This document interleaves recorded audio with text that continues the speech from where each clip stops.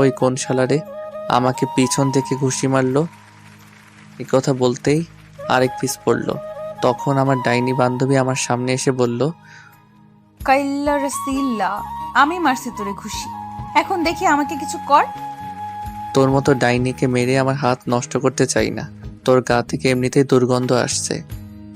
কি বললি হারামি? আমার গা থেকে দুর্গন্ধ আসছে? তুই জানিস আমি সকালবেলা ডেটল সাবান দিয়ে গোসল করে এসেছি। এই তুই সকালবেলা গোসল করে আসিস কেন? রাতে কি বিছানায় হিসু করিস নাকি? রাসিল্লা, আমি তোকে আজকে মেরেই ফেলবো। তুই এসব আমাকে কি বলছিস? এই বলে নিজেও আমার মাথার চুল টানতে লাগলো। আমি তার হাত শক্ত করে ধরে বললাম, সরি নিজুম, থুক্কু নিজুম, এই কান ধরছি, তোরে আর এমন কথা বলবো না। এবারের মতো মাফ করে দে। ঠিক আছে, আজকের জন্য তোকে মাফ করে দিলাম। এবার বল তো, কোন পিচ্চি মেয়ের প্রেমে পড়েছিস? আরে কোনো পিচ্চি মেয়ের প্রেমে পড়ি নাই, আমি তো এমনি গানটা কপি করে গাইছি। তাই? তাহলে এবার বল, আজকে সকালে কলেজে আসার সময় আমাকে ফোন করিস নাই কেন? আসলে রাইসার স্কুলে দেরি হয়ে গেছে, তাই ওরে দ্রুত বাইক দিয়ে স্কুলে দিয়ে আসলাম। এই কারণে তোকে ফোন দিতে পারি নাই, সরি দোস্ত। ঠিক আছে, এবার চল, ক্লাসের সময় হয়ে গেছে। আমিও আর বসে না থেকে দুজনে ক্লাসের দিকে যেতে লাগলাম। ক্লাসে যেতে যেতে আপনাদের পরিচয়টা দিয়ে দিই। আমি আপনাদের সুনামধন্য সেই পুরনো রোমান্টিক গল্প লেখক কাইল্লা রাসিল্লা, সরি প্রবাসী রাসেল। আমার পরিবারের সদস্য 4 জন, বাবা মা এবং আমার ছোট আদরের কলিজার বোন রাইসা আর আমি। আমাদের নিজস্ব ব্যবসা প্রতিষ্ঠান আছে। আব্বু ওগুলো দেখাশোনা করে, আম্মু বাসায় থাকে। আমি ইন্টার ফাইনাল ইয়ারে পড়ি, আর আমার ছোট বোন রাইসা এবার ক্লাস 5-এ পড়ে। আর ওই যে আমার একটা ডাইনি বান্ধবী আছে না, নিঝুম, ওর সাথে কলেজে ওঠার পর থেকে পরিচয়। নিঝুমের বাবা আমাদের অফিসের ম্যানেজার হিসেবে কাজ করেন। আর কিছু জানতে হবে না, গল্পের সাথেই থাকুন, সবকিছু জানতে পারবেন। দুজনে একসাথে ক্লাসে চলে গেলাম। নিঝুম গিয়ে তার বান্ধবীদের সাথে বসলো, আর আমি আমার বন্ধুদের সাথে বসলাম। কিছুক্ষণ পর স্যার ক্লাসে ঢুকলো। ক্লাসের সকল ছাত্রছাত্রী দাঁড়িয়ে সালাম দিল। স্যার চেয়ারে বসে সবাইকে বসতে বলল। তো যাই হোক, সব ক্লাস শেষ করে বাহিরে আসলাম।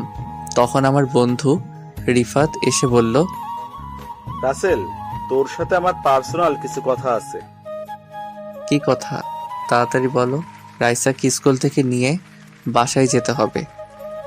আসলে আমার নিঝুমের বান্ধবী রিয়াকে অনেক ভালো লাগে।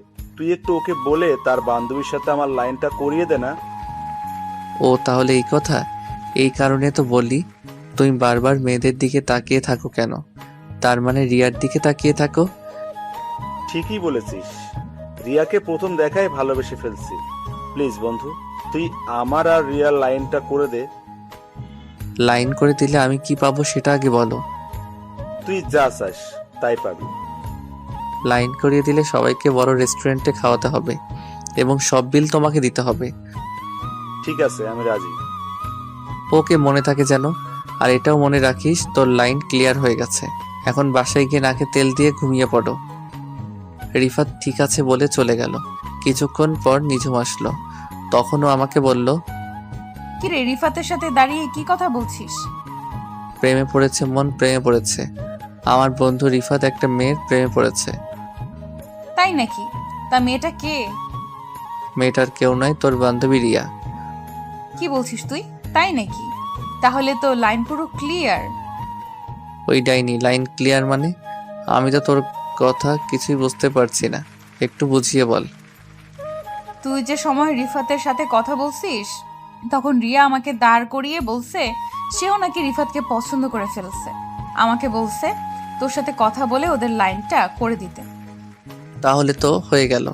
কালকে তাহলে 5 স্টার হোটেলে খানা হবে। হয়েছে, এখন তাড়াতাড়ি চল। তুই না আবার রাইসাকে স্কুল থেকে বাসায় নিয়ে যাবি? আমি ঠিক আছে বলে পার্কিং থেকে বাইকটা নিয়ে কলেজের গেটে আসলাম। মিমকে একটা রিক্সায় উঠিয়ে দিয়ে আমি সোজা চলে গেলাম রাইসার স্কুলের সামনে। স্কুলের সামনে গিয়ে দেখি আমার কলিজার বোনটা রাগ করে গেটের সামনে বসে আছে। আমি বাইকটা নিয়ে সোজা রাইসার সামনে দাঁড়ালাম। সরি কলিজার বোন আমার, আজকে ভাইয়ার একটু দেরি হয়ে গেছে। ভাইয়া, তুমি আর কতবার এমন কথা বলবে? তুমি সবসময় আমাকে নিতে দেরি করে আসো। আমার বুঝি কষ্ট হয় না দাঁড়িয়ে থাকতে? এই যে বোন আমার, এই কানে ধরলাম, আজকের পর আর দেরি হবে না, এবারের মতো সরি। সরি বলে কাজ হবে না, আমার আইসক্রিম এবং চকলেট কিনে দিতে হবে। ঠিক আছে দিব, এবার বাইকে ওঠো। রাইসা একটা মুচকি হাসি দিয়ে বাইকের পিছনে উঠলো। আমার বোনের মিষ্টি হাসি দেখলে আমার দিন অনেক ভালো কাটে। বোনের কান্না আমি সহ্য করতে পারি না। আজ পর্যন্ত রাইসারকে একটা টোকা পর্যন্ত দেই নাই। আব্বু আম্মু সবাই রাইসাকে অনেক আদর করে। আবার ভাববেন না শুধু রাইসাকে আদর করে, আমাকেও কম করে না। রাইসাকে নিয়ে বাসায় চলে আসলাম। আসার সময় রাইসাকে আইসক্রিম এবং চকলেট কিনে দিছি। বাইক পার্কিং করে দুই ভাই বোন বাসার কলিং বেল চাপ দিলাম। খালা এসে দরজা খুলে দিল। খালা মানে কাজের বুয়া, আমি ওনাকে খালা বলে ডাকি। দুই ভাই বোন বাসার ভিতরে ঢুকে আমি আমার রুমে এবং রাইসা তার রুমে চলে গেল। আম্মু কিচেন রুমে ছিল। পরের দিন সকালে ঘুম থেকে উঠে ফ্রেশ হয়ে দুই ভাই নাস্তা করে বাসার বাহিরে এসে বাইক নিয়ে রাইসাকে তার স্কুলে নামিয়ে দিয়ে আমি কলেজে চলে আসলাম। কলেজের গেট দিয়ে ঢুকে সামনে তাকিয়ে দেখি আমার খাচ্চন্নি ডাইনি বান্ধবী আমার আগে এসে হাজির। আমি বাইকটা পার্কিং করে নিজুমের সামনে গেলাম। কিরে ডাইনি, তুই আজকে আমার আগে কলেজে? রাসেল্লা, তোরে আমি মেরেই ফেলবো। তুই আমাকে এই নাম ছাড়া অন্য নামে ডাকতে পারিস না। এর থেকে আর ভালো নাম আমি খুঁজে পাই না। তুই তো এমনিতেই একটা ডাইনি, সব সময় আমার সাথে লেগে থাকিস। কি? তার মানে তুই বলতে চাইছিস আমি সব সময় তোর সাথে ঝগড়া করি? তা নয় তো কি। আমি দেখতে কত সুন্দর, আমার আব্বা আম্মাকে সুন্দর একটা নাম দিছে রাসেল, আর তুই আমাকে কি নামে ডাকিস? তাই নাকি? তুই অনেক, তোর নামটা অনেক সুন্দর, তাই না? তাহলে আজ পর্যন্ত একটা প্রেম করতে পারলি না কেন? তোর মতো ডাইনি আমার সাথে থাকলে কোনো মেয়ে আমার সামনে আসতে সাহস করে না। কেন, আমি কি বাঘ না ভাল্লুক যে আমাকে তারা ভয় পায়? তার থেকে কম কথায় কত সুন্দর সুন্দর মেয়ে কলেজে পড়ে, আমার সাথে কথা বলতে চায়, তোকে সাথে দেখলে আসতে চায় না। তার মানে তুই বলতে চাইছিস আমি যেন তোর সাথে না থাকি? ঠিক আছে, আজকের পর আমি তোর সামনে কখনো আসবো না। এই বলে নিজুম কলেজ থেকে বেরিয়ে গেল। আমি পিছন থেকে অনেকবার ডেকেছি, কিন্তু ও আমার ডাকে সাড়া না দিয়ে চলে গেল। বুঝেছি নিঝুম আমার সাথে অভিমান করেছে। আমি আর কিছু না ভেবে ক্লাসে চলে গেলাম। ক্লাসে এসে রিফাতের সাথে বসলাম। তখন রিফাত আমাকে বলল, কিরে, মিমকে তোর সাথে দেখলাম, নিঝুম কোথায়? আমার সাথে রাগ করে চলে গেছে। এটা তো নতুন কিছু নয়। এখন রাগ করবে, কিছুক্ষণ পর তোর 14 গোষ্ঠী উদ্ধার করবে। সেটা আমি ভালোই করে জানি, তবে আজকে একটু বেশি রেগে গেছে। মনে হয় না তাদের বাড়িতে না যাওয়া পর্যন্ত রাগ থামাতে পারবো। আচ্ছা, ওটা বাদ দে, এখন বল আমার বিষয়ে কতটুকু আগালি? তোর লাইন মনে কর ক্লিয়ার। কলেজ শেষে 5 স্টার হোটেলে নিয়ে যাস, তাহলে শোন। তারপর গতকালের সবকিছু রিফাতকে খুলে বললাম। কসকি মামা, তাহলে তো ক্লাস শেষ করে রিয়াকে প্রপোজ করব। ঠিক আছে, করিস। তারপর আরো কিছুক্ষণ কথা বলার পর ক্লাসে স্যার চলে আসলো। আমরা সবাই দাঁড়িয়ে স্যারকে সালাম দিলাম। স্যার সবাইকে বসতে বলে পড়া শুরু করলো। দেখতে দেখতে সব ক্লাস শেষ করে বাহিরে আসলাম। রিফাতও আমার সাথে বের হলো। রিফাত কলেজের পাশের থেকে একটা ফুল ছিঁড়ে হাতে নিল রিয়াকে প্রপোজ করার জন্য। কিছুক্ষণ পর রিয়া ক্লাস থেকে বেরিয়ে আসলো। রিফাত রিয়ার সামনে হাঁটু গেড়ে বসে প্রপোজ করতেই এমন কিছু দেখতে পাবো সেটা কখনোই আশা করি নাই।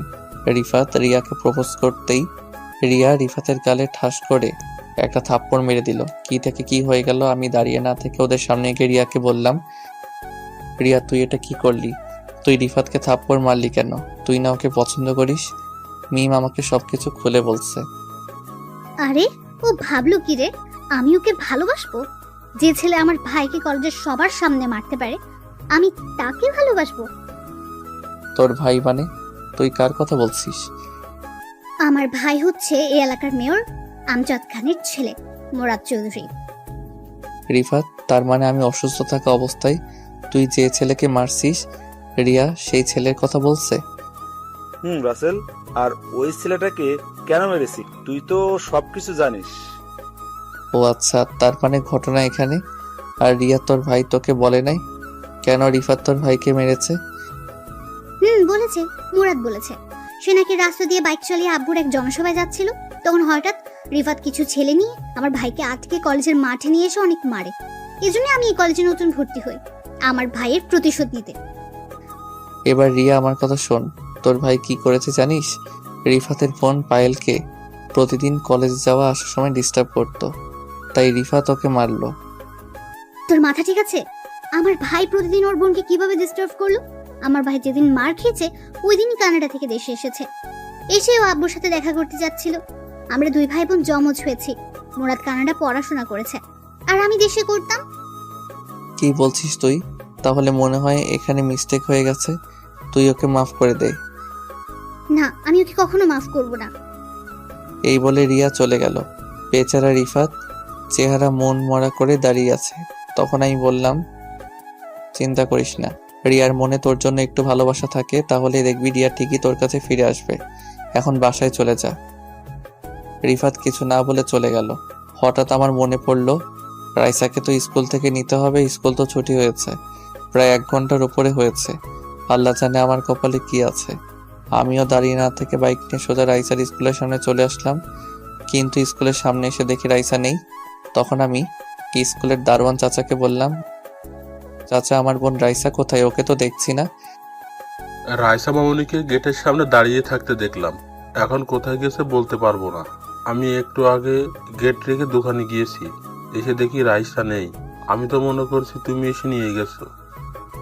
চাচা আমি তো মাত্র আসলাম, কলেজে একটা কাজে দেরি হয়ে গেছে। তাহলে তুমি বাসায় একটা কল দিয়ে দেখো, হয়তো তোমার পরিচিত কেউ নিয়ে গেছে। আমি চাচার কথা মতো বাসায় আম্মুকে ফোন দিলাম। আম্মু ফোন ধরার পর আমি বললাম, আম্মু রাইসা কি বাসায় গেছে? রাইসাকে তো সেই কখন তোর আব্বু বাসায় নিয়ে এসেছে। অফিস থেকে তোর বাসায় একটা কাজের জন্য আসছিল, তখন রাইসার স্কুলের সামনে থেকে তোর আব্বু রাইসাকে নিয়ে আসে। ওহ আসলে আম্মু আমি কলেজে একটা কাজে আটকে গেছি, তাই দেরি হয়ে গেছে। ঠিক আছে, সমস্যা নেই, তুই এখন তাড়াতাড়ি বাসায় আয়। আম্মু আমি বাসায় আসতে একটু লেট হবে, কারণ নিজুম ডাইনি আজকে আমার সাথে রাগ করেছে। আগে ওর রাগটা কমিয়ে আসি। তোরা দুইটা কি ভালো হবে না? সব সময় টম অ্যান্ড জেরির মতো লেগে থাকিস কেন? আচ্ছা ঠিক আছে, তোমার সাথে বাসায় আসলে কথা বলবো, এখন রাখি। এ বলে ফোন কেটে দিয়ে বাইক চালিয়ে সোজা নিজমের বাসার সামনে চলে আসলাম। কিন্তু বাসার সামনে এসে আমি পুরো থ হয়ে গেলাম। নিজমের বাসার সামনে এসে দেখি তাদের বাসায় তালা দেওয়া। আমি পকেট থেকে মোবাইল বের করে নিজমের মোবাইলে ফোন দিলাম, কিন্তু অবাক করার ব্যাপার হলো নিজমের মোবাইল বন্ধ বলছে। আমি অনেকবার নিজমের মোবাইলে ফোন দিলাম, কিন্তু বারবার বন্ধ বলছে। মনটা পুরো খারাপ হয়ে গেল। আমি আর দাঁড়িয়ে না থেকে বাসায় চলে আসলাম। এভাবে দেখতে দেখতে 1 মাস চলে গেল, কিন্তু নিজুমের কোনো খবর পেলাম না। আব্বুকেও জিজ্ঞেস করছিলাম, আব্বু বলল নিজুমের বাবার অনেক বয়স হয়েছে তো, তাই চাকরির রিজাইন দিয়ে চলে গেছে, কিন্তু কোথায় গেছে সেটাও বলতে পারবে না। আমি নিজুমের সাথে কাটানোর সময়গুলো চিন্তা করি সব সময়। আগের মতো বাহিরে বন্ধুদের সাথে আড্ডা দেই, রাতে সবাই মিলে খাবার খাচ্ছি। তখন আব্বু বলল, কিরে রাসেল, তোর কি হয়েছে? সব সময় কেমন যেন মন মরা হয়ে থাকিস, নিজমের কথা ভাবছিস? জি আব্বু, আমার নিজমের সাথে কাটানোর সময়গুলো ভুলতে পারছি না। আমি বলি কি, তুই কোথাও গিয়ে ঘুরে আয়, দেখবি মন ভালো হয়ে যাবে। না আব্বু, আমি কোথাও ঘুরতে যাব না, আমি দেশের বাইরে পড়ালেখা শেষ করতে চাই। না, আমি তোকে দেশের বাইরে যেতে দিব না। তোকে ছাড়া এই বাসা পুরো খালি খালি লাগে। আম্মু প্লিজ, তুমি না করো না, কয়েকটা বছর মাত্র, প্লিজ আম্মু। তোকে ছাড়া আমরা কিভাবে থাকবো? রাসেলের আব্বু, তুমি কিছু বলছো না কেন? আমি কি বলবো, আজ পর্যন্ত রাসেলের কোনো কথা মানা করি নাই। ও যদি মনে করে দেশের বাইরে গিয়ে পড়বে, ওর জন্য ভালো হবে, তাহলে যাক। ভাইয়া, তুমি আমাদের ছেড়ে যেও না। তুমি চলে গেলে আমাকে স্কুলে প্রতিদিন কে দিয়ে আসবে? রাইসা বোন আমার, রাগ করিস না, আমি ছুটি পেলে চলে আসবো। আব্বু তুমি সবকিছু ব্যবস্থা করো। তাহলে তুই কানাডা, আমার এক বন্ধু আছে, ওদের ওখানে চলে যা। আমি আকরামকে সব কিছু বলে রাখবো। আমি ঠিক আছে বলে রুমে চলে আসলাম। আকরাম হচ্ছে আব্বুর ছোটকালের বন্ধু। দেখতে দেখতে আমি এখন বিমানের ভিতরে বসে আছি। আব্বু 15 দিনের ভিতরে সবকিছু ঠিক করে ফেলছে। আসার সময় আম্মু এবং রাইসা অনেক কান্নাকাটি করছে। তাদের কোনো রকম বুঝিয়ে চলে আসলাম। সকাল 10টায় বিমানে উঠলাম, বিকাল 5টায় কানাডা চলে আসলাম। দেখতে দেখতে 5টা বছর চলে গেল। বেশি বড় করলাম না, গল্পের মূল কাহিনীতে আসতে হবে তাই।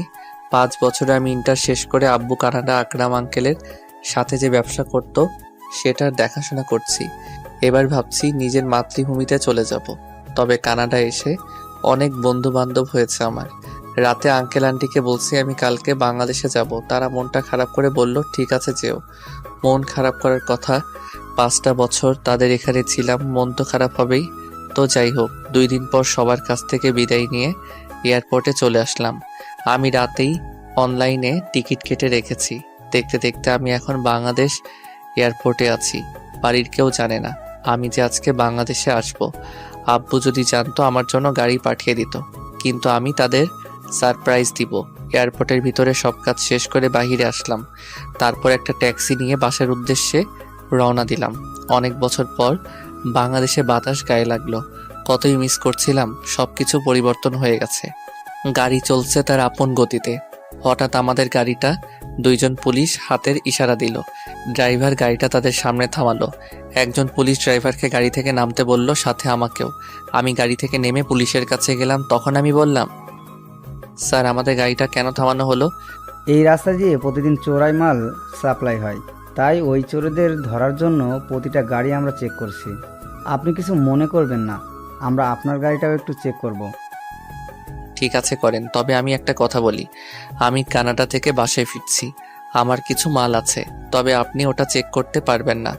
যদি ওটা চেক করার ইচ্ছা হয় তাহলে কষ্ট করে আমার বাসায় গিয়ে চেক করবেন, কারণ আমার অনেক মাল গাড়িতে। সরি স্যার, আমরা বাসায় গিয়ে চেক করতে পারবো না, এটা আমাদের ডিউটি।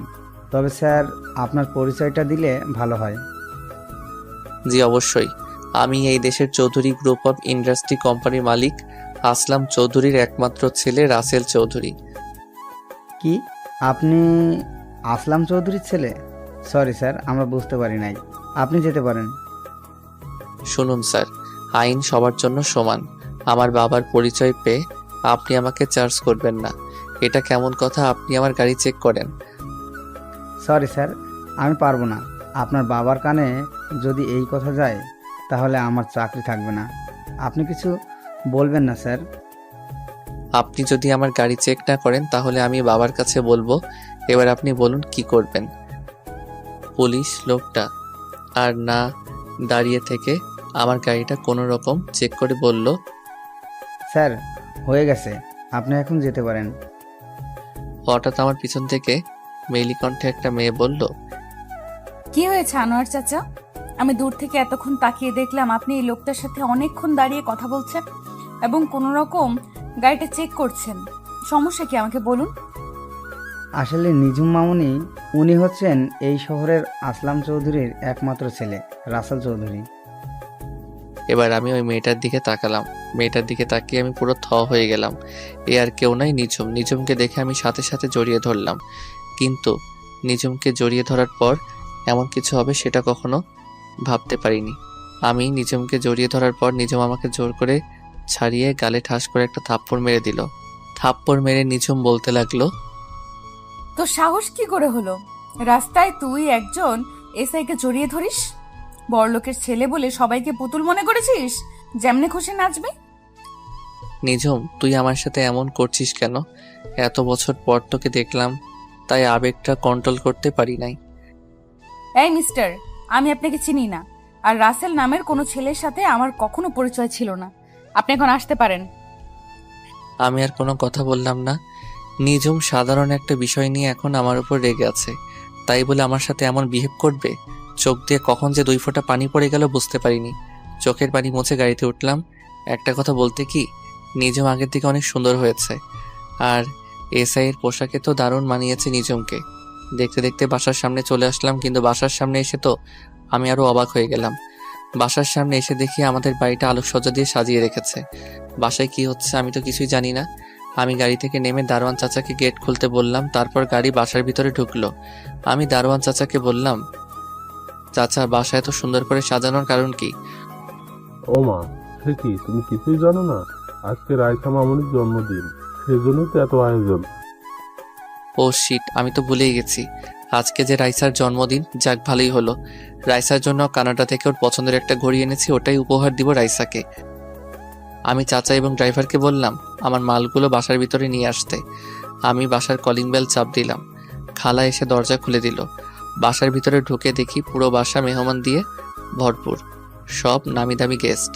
ও আপনাদের তো বলতে ভুলে গেছি, পুরো বাড়ির চারপাশে পুলিশে পাহারা দিচ্ছে। শহরের নামকরা ব্যবসায়ীর মেয়ের জন্মদিন বলে কথা। হঠাৎ কোথা থেকে রাইসা আমাকে দেখতে পেয়ে দৌড়ে এসে জড়িয়ে ধরলো এবং কান্না শুরু করে দিল। আমি রাইসাকে বললাম, এই রাইসা, কান্না করছিস কেন? ভাইয়া তুমি আজকে বাড়িতে আসবে, সেটা আগে বলো নাই কেন? আরে আমি তো তোদের সারপ্রাইজ দিব বলে বলি নাই। তাই বলে তুমি এইভাবে আসবে? তুমি জানো তোমাকে আমি অনেক মিস করছি। হয়েছে বোন, এবার কান্না বন্ধ কর। এখন তো চলে আসছে, এবার বল আব্বু আম্মু কোথায়? আম্মু পাকঘরে আছে, আব্বু তার গেস্টদের সাথে কথা বলছে। ঠিক আছে, আমি আব্বু আম্মুর সাথে দেখা করে আসি। রাইসা ঠিক আছে বলে আমার সাথে যেতে লাগলো। হঠাৎ একটা জায়গায় চোখ পড়ল। আমি মনে মনে বলতে লাগলাম, ও এখানে কেন? আপনারা ঠিকই ধরেছেন, এ আর কেউ নয়, নিঝুম। কিন্তু নিঝুম আমার আগে বাসায় আসলো কিভাবে? হয়তো এসআই দেখে তাড়াতাড়ি চলে এসেছে। আমি আসতেই একটু জ্যামে পড়েছি, তাই হয়তো আমার আগে এসেছে। তবে নিঝুম দাঁড়িয়ে ছেলেদের সাথে হেসে হেসে কথা বলছে, সেটা আমার অনেক খারাপ লাগলো। আমি আর দাঁড়িয়ে না থেকে আম্মুর কাছে গেলাম। আম্মু আমাকে দেখে জড়িয়ে ধরে কান্না করে দিল। তখন আমি বললাম, এই আম্মু, তুমি কান্না করছো কেন? তোমার কান্না আমার ভালো লাগে না। এটা দুঃখের কান্না নয়, সুখের কান্না। তুই আমাদের বলে আসলি না কেন? বললে কি সারপ্রাইজ দিতে পারতাম। ঠিক আছে, এখন রুমে গিয়ে ফ্রেশ হয়ে নিচে আই। গেস্ট সবাই চলে এসেছে। তোর আব্বুর সাথে দেখা করছিস? এখনো করি নাই, ভাবছি তোমার সাথে দেখা করে তারপর আব্বুর সাথে দেখা করব। আচ্ছা, তুই ফ্রেশ হয়ে দেখা করিস, তুই অনেক দূর থেকে এসেছিস। আমি ঠিক আছে বলে আমার রুমে চলে আসলাম। আমার রুমটা আগের মতোই আছে, তবে রুমটা সুন্দর করে সাজিয়ে রেখেছে আম্মু। আমি আর কিছু না ভেবে ওয়াশরুমে চলে গেলাম। ফ্রেশ হয়ে গায়ের শার্টটা খুলে নতুন একটা পাঞ্জাবি পরেছি। পাঞ্জাবি পরে নিচে চলে আসলাম। তারপর আব্বুর সাথে করতে লাগলাম। আসসালামু আলাইকুম আব্বু, কেমন আছো? আরে রাসেল, তুমি কখন এসেছো? আমাকে তো বলে আসো নাই। আসলে আব্বু, তোমাদের সারপ্রাইজ দিব বলে বলি নাই। এসেছিস, ভালোই হয়েছে। চল তোকে সবার সাথে পরিচয় করে দিই। তারপর আব্বু সবার সাথে আমাকে পরিচয় করিয়ে দিল। দেখতে দেখতে অনুষ্ঠান শুরু হয়ে গেল। তবে আমি রুম থেকে আসার পর নিঝুমকে দেখতে পেলাম না। হঠাৎ দেখি নীল রঙের শাড়ি পরা একটা মেয়ে সিঁড়ি দিয়ে নিচে নামতে আসে। আমি তার দিকে ভালো করে তাকিয়ে পুরো অবাক হয়ে গেলাম। এ আর কেউ নয়, নিঝুম। নিঝুমকে নীল রঙের শাড়িতে পরীর মতো লাগছে। সব ছেলেরা নিঝুমের দিকে তাকিয়ে আছে। আমার কেমন যেন হিংসা হচ্ছে। তো যাই হোক, রাইসা কেক কাটার জন্য দাঁড়িয়ে আছে। আমি আব্বু এবং রাইসার পাশে দাঁড়ানো। বাকি সব গেস্ট আমাদের চারপাশে দাঁড়ালো। রাইসা কেক কাটার পর সবাই তাকে অভিনন্দন জানিয়েছেন। রাইসা প্রথমে কেক কেটে আমাকে খাইয়ে দিল। তারপর আব্বু আম্মুকে, আমিও রাইসাকে খাইয়ে দিলাম। নিঝুম এসে রাইসাকে কেক খাইয়ে দিল। তার গান বাজনা হলো। আমি আর দাঁড়িয়ে না থেকে বাসার ছাদে চলে আসলাম। কিছুক্ষণ পর দেখি নিঝুম ছাদে আসলো। ছাদে এসে কার সাথে যেন মোবাইলে হেসে হেসে কথা বলতে আছে। আমি নিঝুমের সামনে গেলাম। তখন নিঝুম ফোন কেটে দিয়ে আমাকে বলল, আপনি আমার সামনে কেন এসেছেন? কিছু বলবেন? বলার তো অনেক কিছু আছে, কিন্তু তুমি তো আমার কোনো কথা শুনছো না। হ্যালো মিস্টার, আমাকে তুমি করে না বলে আপনি করে বলুন। আর যেটা বলবেন তাড়াতাড়ি বলুন, আমার এখনো ডিউটি চলছে। আচ্ছা, আপনি এত বদলে গেলেন কিভাবে? আপনি কলেজ থেকে গিয়ে কোথায় হারিয়ে গেলেন? আপনাকে আমি পুরো ঢাকা শহর খুঁজেছি। সেটা আমি আপনাকে বলার প্রয়োজন মনে করি না। কেন, সেটা কি আমি জানতে পারি? আমার দোষটা কি ছিল? আমি তো আপনার সাথে একটু মজা করছিলাম, কিন্তু আপনি যে এত অভিমান করবেন সেটা আমার জানা ছিল না। অতীত নিয়ে আমি আপনাকে কিছু বলতে পারবো না, আমি গেলাম। এ বলে নিঝুম আমার সামনে থেকে চলে গেল। আমি মনে মনে ভাবতে লাগলাম, নিঝুম আমাকে না চেনার ভান করছে কেন? আমার সাথে এরকমভাবে কথা বলছে কেন? আমাকে সব কিছু বের করতে হবে। আমি ছাদে আর দাঁড়িয়ে না থেকে নিচে চলে আসলাম। বাসায় সব গেস্ট চলে গেছে। রাতে সবাই একসাথে বসে খাবার টেবিলে গেলাম খাবার খেতে। হঠাৎ দেখি নিজুম সিঁড়ি দিয়ে নেমে আমাদের সাথে বসলো। আমি তো কিছুই বুঝতে পারছি না। তখন আমি আম্মুকে বললাম, আম্মু, এসআই ম্যাম দেখি আমাদের সাথে খেতে বসেছে, কারণ কি? ওহ, তোকে তো বলাই হয়নি। নিজুমের এই দুনিয়ায় আপন বলতে কেউ নেই। নিজুমের আব্বু আম্মু দুজনে মারা গেছেন, তাই নিজুমকে তোর আব্বু আমাদের বাসায় নিয়ে এসেছে। ওনার আব্বু আম্মু কিভাবে মারা গেছে? আর উনি কতদিন ধরে আমাদের বাসায় থাকেন? নিজুম তো প্রায় আজ 4 বছর ধরে আমাদের সাথে থাকে। কি? তাহলে তোমরা আমাকে বলো নাই কেন কোনোদিন? আমাদের কি দোষ? নিজুম তো বলতে মানা করেছে। হয়েছে, এবার কথা বলা বন্ধ করো, রাত অনেক হয়েছে, খাবার খেয়ে ঘুমাতে হবে। কেউ আর কোনো কথা বললো না। সবাই খাবার খেতে লাগলো। ও, আপনাদের তো বলতে ভুলে গেছি, আমি রাইসার ঘড়িটা দিয়ে দিছি। খাবার খেয়ে রুমে চলে আসলাম। রুমে এসে মোবাইলটা হাতে নিয়ে আমি তো অবাক হয়ে গেলাম। দেখি মায়াজাল আইডি থেকে আমার মোবাইলে অনেকগুলো মেসেজ এসেছে। মায়াজাল আইডিটা আমার এক মেয়ে বন্ধুর, ওর সাথে কানাডা থাকতে পরিচয়। তবে এখনো আমি বন্ধুটাকে দেখি নাই। সে বলেছে যেদিন সামনাসামনি দেখা হবে সেদিন মন ভরে দেখার জন্য। আমিও কখনো তাকে জোর করি নাই। তো যাই হোক, আমি ওকে একটা মেসেজ দিলাম। মোবাইল আমার সাথে ছিল না, তাই তোমার মেসেজের রিপ্লাই দিতে পারি নাই। সমস্যা নেই, তো কি করো তুমি? এই তো খাবার খেয়ে রুমে আসলাম। আজকে আমার ছোট বোন রাইসার জন্মদিন গেছে। কি, তুমি দেশে এসেছো? আমাকে একটুও বললে না? সরি, আমি কাউকে জানাই নাই। সবাইকে সারপ্রাইজ দিতে গিয়ে নিজেই সারপ্রাইজড হয়ে গেলাম। বাসায় এসে শুনি রাইসার জন্মদিন আজকে। আমি নিজেই ভুলে গেছি রাইসার জন্মদিনের কথা। ঠিক আছে, এবারের মতো মাফ করে দিলাম। তা তোমার নিজমের কোনো খোঁজ পেলে? আসলে আমি সবকিছু ওর সাথে শেয়ার করছি। তখন আমি বললাম, খোঁজ পেয়েছি, তবে আগের নিঝুম আর এখনকার নিঝুমের মধ্যে অনেক পার্থক্য। কি বলছো তুমি? কেন হয়েছে আমাকে একটু খুলে বলো। তাহলে শোনো। তারপর সবকিছু খুলে বললাম, প্রথম থেকে শেষ পর্যন্ত। আমার মনে হয় কি কোনো কিছুর কারণে তোমার সাথে এখন অভিমান করে আছে। তুমি তার সাথে যে দোষ করেছো ওটা তো কোনো দোষের কাতারে পড়ে না। তা ঠিক আছে, কিন্তু ও আমার সাথে কেন এমন করছে? আমার তো মাথায় কিছুই ঢুকছে না। চিন্তা করো না, তুমি তার সাথে লেগে থাকো, দেখবে সবকিছু ঠিক হয়ে যাবে। ঠিক আছে, তোমার কথা যেন সত্যি হয়। ভালো থেকো, আল্লাহ হাফেজ। এটা বলে আমি নেট বন্ধ করে শুয়ে গেলাম। পরের দিন সকালে রাইসা এসে ডাকতে শুরু করলো। তখন আমি রাইসাকে বললাম, কি রে রাইসা, এত সকাল সকাল ডাকছিস কেন? আব্বু তোমাকে ডাকছে। নিজুম আপুর গাড়ি নষ্ট হয়ে গেছে, তাই আব্বু বলছে তুমি নিজুম আপুকে থানায় দিয়ে আসতে। ঠিক আছে, তুই যা, ভাইয়া ফ্রি হয়ে আসতে আসি। রাইসা ঠিক আছে বলে রুম থেকে বেরিয়ে গেল। আমিও বিছানা থেকে উঠে ওয়াশরুমে ঢুকে ফ্রেশ হয়ে নিচে চলে আসলাম। নিচে এসে দেখি নিঝুম পুলিশের ড্রেস পরে দাঁড়িয়ে আছে। আমি নিঝুমকে বললাম, আপনি নাস্তা করছেন? যদি করে থাকেন তাহলে বাইরে গিয়ে দাঁড়ান, আমি হালকা নাস্তা করে আসছি। আমি নাস্তা করেছি, আপনি নাস্তা করে আসুন, আমি বাহিরে দাঁড়ালাম। এ বলে নিঝুম চলে গেল। তখন আমি আব্বুকে জিজ্ঞেস করলাম, আচ্ছা আব্বু, নিঝুম পুলিশের চাকরি কবে থেকে করে? এমনি তো আমি জানতাম ওর পুলিশে চাকরি করার অনেক শখ ছিল। তোকে পরে এক সময় বলবো, মেয়েটা বাইরে দাঁড়িয়ে আছে। আমি ঠিক আছে বলে হালকা নাস্তা করে বাহিরে আসলাম। তারপর আমার বাইকটা বের করলাম। দারোয়ান চাচা সবসময় বাইকটা পরিষ্কার করে রেখেছে। আমি বাইকে উঠে বসলাম। নিঝুম এসে আমার বাইকের পিছনে বসলো। নিঝুমের শরীর আমার পিঠের সাথে লাগার সাথে সাথে শরীর দিয়ে কারেন্ট বয়ে গেল। আজ প্রায় 5 বছর পর নিঝুম আমার বাইকের পিছনে বসলো। অন্যরকম একটা অনুভূতি কাজ করতে লাগলো। তো যাই হোক, আমি বাইক চালাচ্ছি, হঠাৎ নিঝুম বলল, বাইকটা একটু ওই পার্কের সামনে রাখেন তো, আপনার সাথে আমার কিছু কথা আছে। আমার সাথে কি কথা আছে যেটা বাইক থামিয়ে শুনতে হবে? সেটা আপনি বাইক থামানোর পর শুনতে পারবেন। আপনাকে যেটা বলছি সেটা করেন। আমি বাইক পার্কিং করে নিঝুমের সাথে পার্কের ভিতরে গেলাম, কিন্তু পার্কের ভিতরে যাওয়ার পর আমার সাথে এমন কিছু হবে সেটা আমি কখনো ভাবিনি। পার্কের ভিতরে যাওয়ার পর নিঝুম আমাকে জড়িয়ে ধরে ঠোঁটের সাথে ঠোঁট লাগিয়ে কিস করতে লাগলো। এমনভাবে কিস করতে লাগলো মনে হয় অনেক দিন জমিয়ে রেখেছে। আমি অনেক কষ্টে নিঝুমকে ছাড়িয়ে বললাম, কি ব্যাপার, আপনি আমাকে এভাবে কিস করলেন কেন? কিস করেছি, বেশ করেছি। কুত্তা বিলাই হনুমান, আমাকে এত বছর কষ্ট দিলি কেন? শুনুন, আমি বুঝতে পারি নাই আপনি যে আমার কথায় রেগে যাবেন। আমি তো শুধু মজা করছিলাম। ওই রাসিল্লার বাচ্চা, তুই আমাকে আপনি করে বলছিস কেন?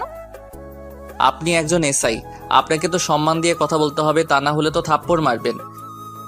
আসলে ওই দিন রাস্তায় মানুষের সামনে জড়িয়ে ধরেছিস তো, তাই নিজেকে কন্ট্রোল করতে পারি নাই। ওই দিন না হয় নিজেকে কন্ট্রোল করতে পারেন নাই, তাহলে আজকে পার্কে এত মানুষের সামনে জড়িয়ে ধরে কিস করলেন কেন? আসলে তোকে সামনে দেখলে কেমন যেন জড়িয়ে ধরতে ইচ্ছে করে, তাই আজকে পার্কে জড়িয়ে ধরলাম। জড়িয়ে ধরলেন ভালো কথা, তাহলে আমাকে কিস করলেন কেন? ভালোবাসার মানুষকে কিস করতেই পারি, এটা স্বাভাবিক। ভালোবাসার মানুষ মানে? আপনি কি বলছেন? মাথা ঠিক আছে আপনার? আমি একজন এসআই, আমার মাথা সবসময় ঠিক থাকে। কিন্তু আমি তো কখনো আপনাকে ভালোবাসি নাই। ভালোবাসিস নাই, এখন থেকে ভালোবাসতে শুরু কর, আর তোর এই আপনি বলা বন্ধ কর। সরি নিজুম ম্যাম, আপনি একজন এসআই, আমি আপনাকে ভালোবাসতে পারবো না, কারণ অন্য আরেকজনকে ভালোবাসি। ও সরি, আমি বুঝতে পারি নাই, তুমি আমাকে মাফ করে দিও। ঠিক আছে, তবে এরকম ভুল আর যেন না করেন। তো চলুন আপনাকে থানায় নামিয়ে দিয়ে আসি। তোকে আর কষ্ট করতে হবে না, আমি একাই যেতে পারবো। এই বলে নিঝুম পার্ক থেকে বেরিয়ে গেল মন খারাপ করে। আপনারা কি মনে করেছেন আমি নিঝুমকে ভালোবাসি না? তাহলে ভুল ভাবছেন। আমি নিঝুমকে প্রথম দেখায় ভালোবেসে ফেলেছি। ওকে একটু কষ্ট দেওয়ার জন্য এমন করেছি, কারণ ও আমাকে থাপ্পড় মেরেছে, ওইটার জন্য একটু কষ্ট দিব। তো যাই হোক, আমি পার্ক থেকে বেরিয়ে বাইক নিয়ে বাসার দিকে আসার সময় হঠাৎ দেখি রিফাতের মতো একটা ছেলে ভিক্ষা করতে আসে। আসলে কানাডা যাওয়ার পর রিফাতের সাথে আর কোনো যোগাযোগ হয়নি। আমি বাইকটা নিয়ে ছেলেটার সামনে গেলাম। আমি দূর থেকে যেটা আন্দাজ করছি সেটাই হয়েছে। আমি রিফাতের সামনে যাওয়ার পর রিফাতের দিকে তাকিয়ে অবাক হয়ে গেলাম। কি রিফাত, কি হয়ে গেল? নোংরা জামা কাপড় পরে আছে, চেহারার দিকে তাকালে বোঝা যায় 2-3 দিন মনে হয় কিছু খাইনি। আমি রিফাতকে বললাম, কিরে রিফাত, কেমন আছিস?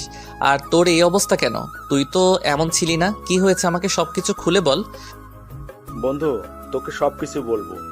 2 দিন ধরে কিছু খাইনি, খুব ক্ষুধা লাগছে। এই 2 দিন ধরে পানি খেয়ে আসি। আমাকে হোটেলে ভাত খাওয়াবি? আরে তুই এটা কি বলছিস? তুই 2 দিন ধরে না খেয়ে আছিস, তাড়াতাড়ি আমার সাথে হোটেলে চল। এই বলে রিফাতকে নিয়ে একটা হোটেলে গেলাম। তারপর রিফাতকে পেট ভরে খাবার খাওয়ালাম। এরপর দুজনে রাস্তার পাশে একটা জায়গায় বসলাম। তখন আমি বললাম, এবার বল, তোর এই অবস্থা কেন? তোদের তো কখনো কোনো কিছুর কমতি ছিল না। তাহলে শোন, এই সব কিছুর জন্য ওই রিয়া মেয়েটাই দায়ী। মানে কি বলছিস তুই? রিয়া তোর সাথে কি করেছে?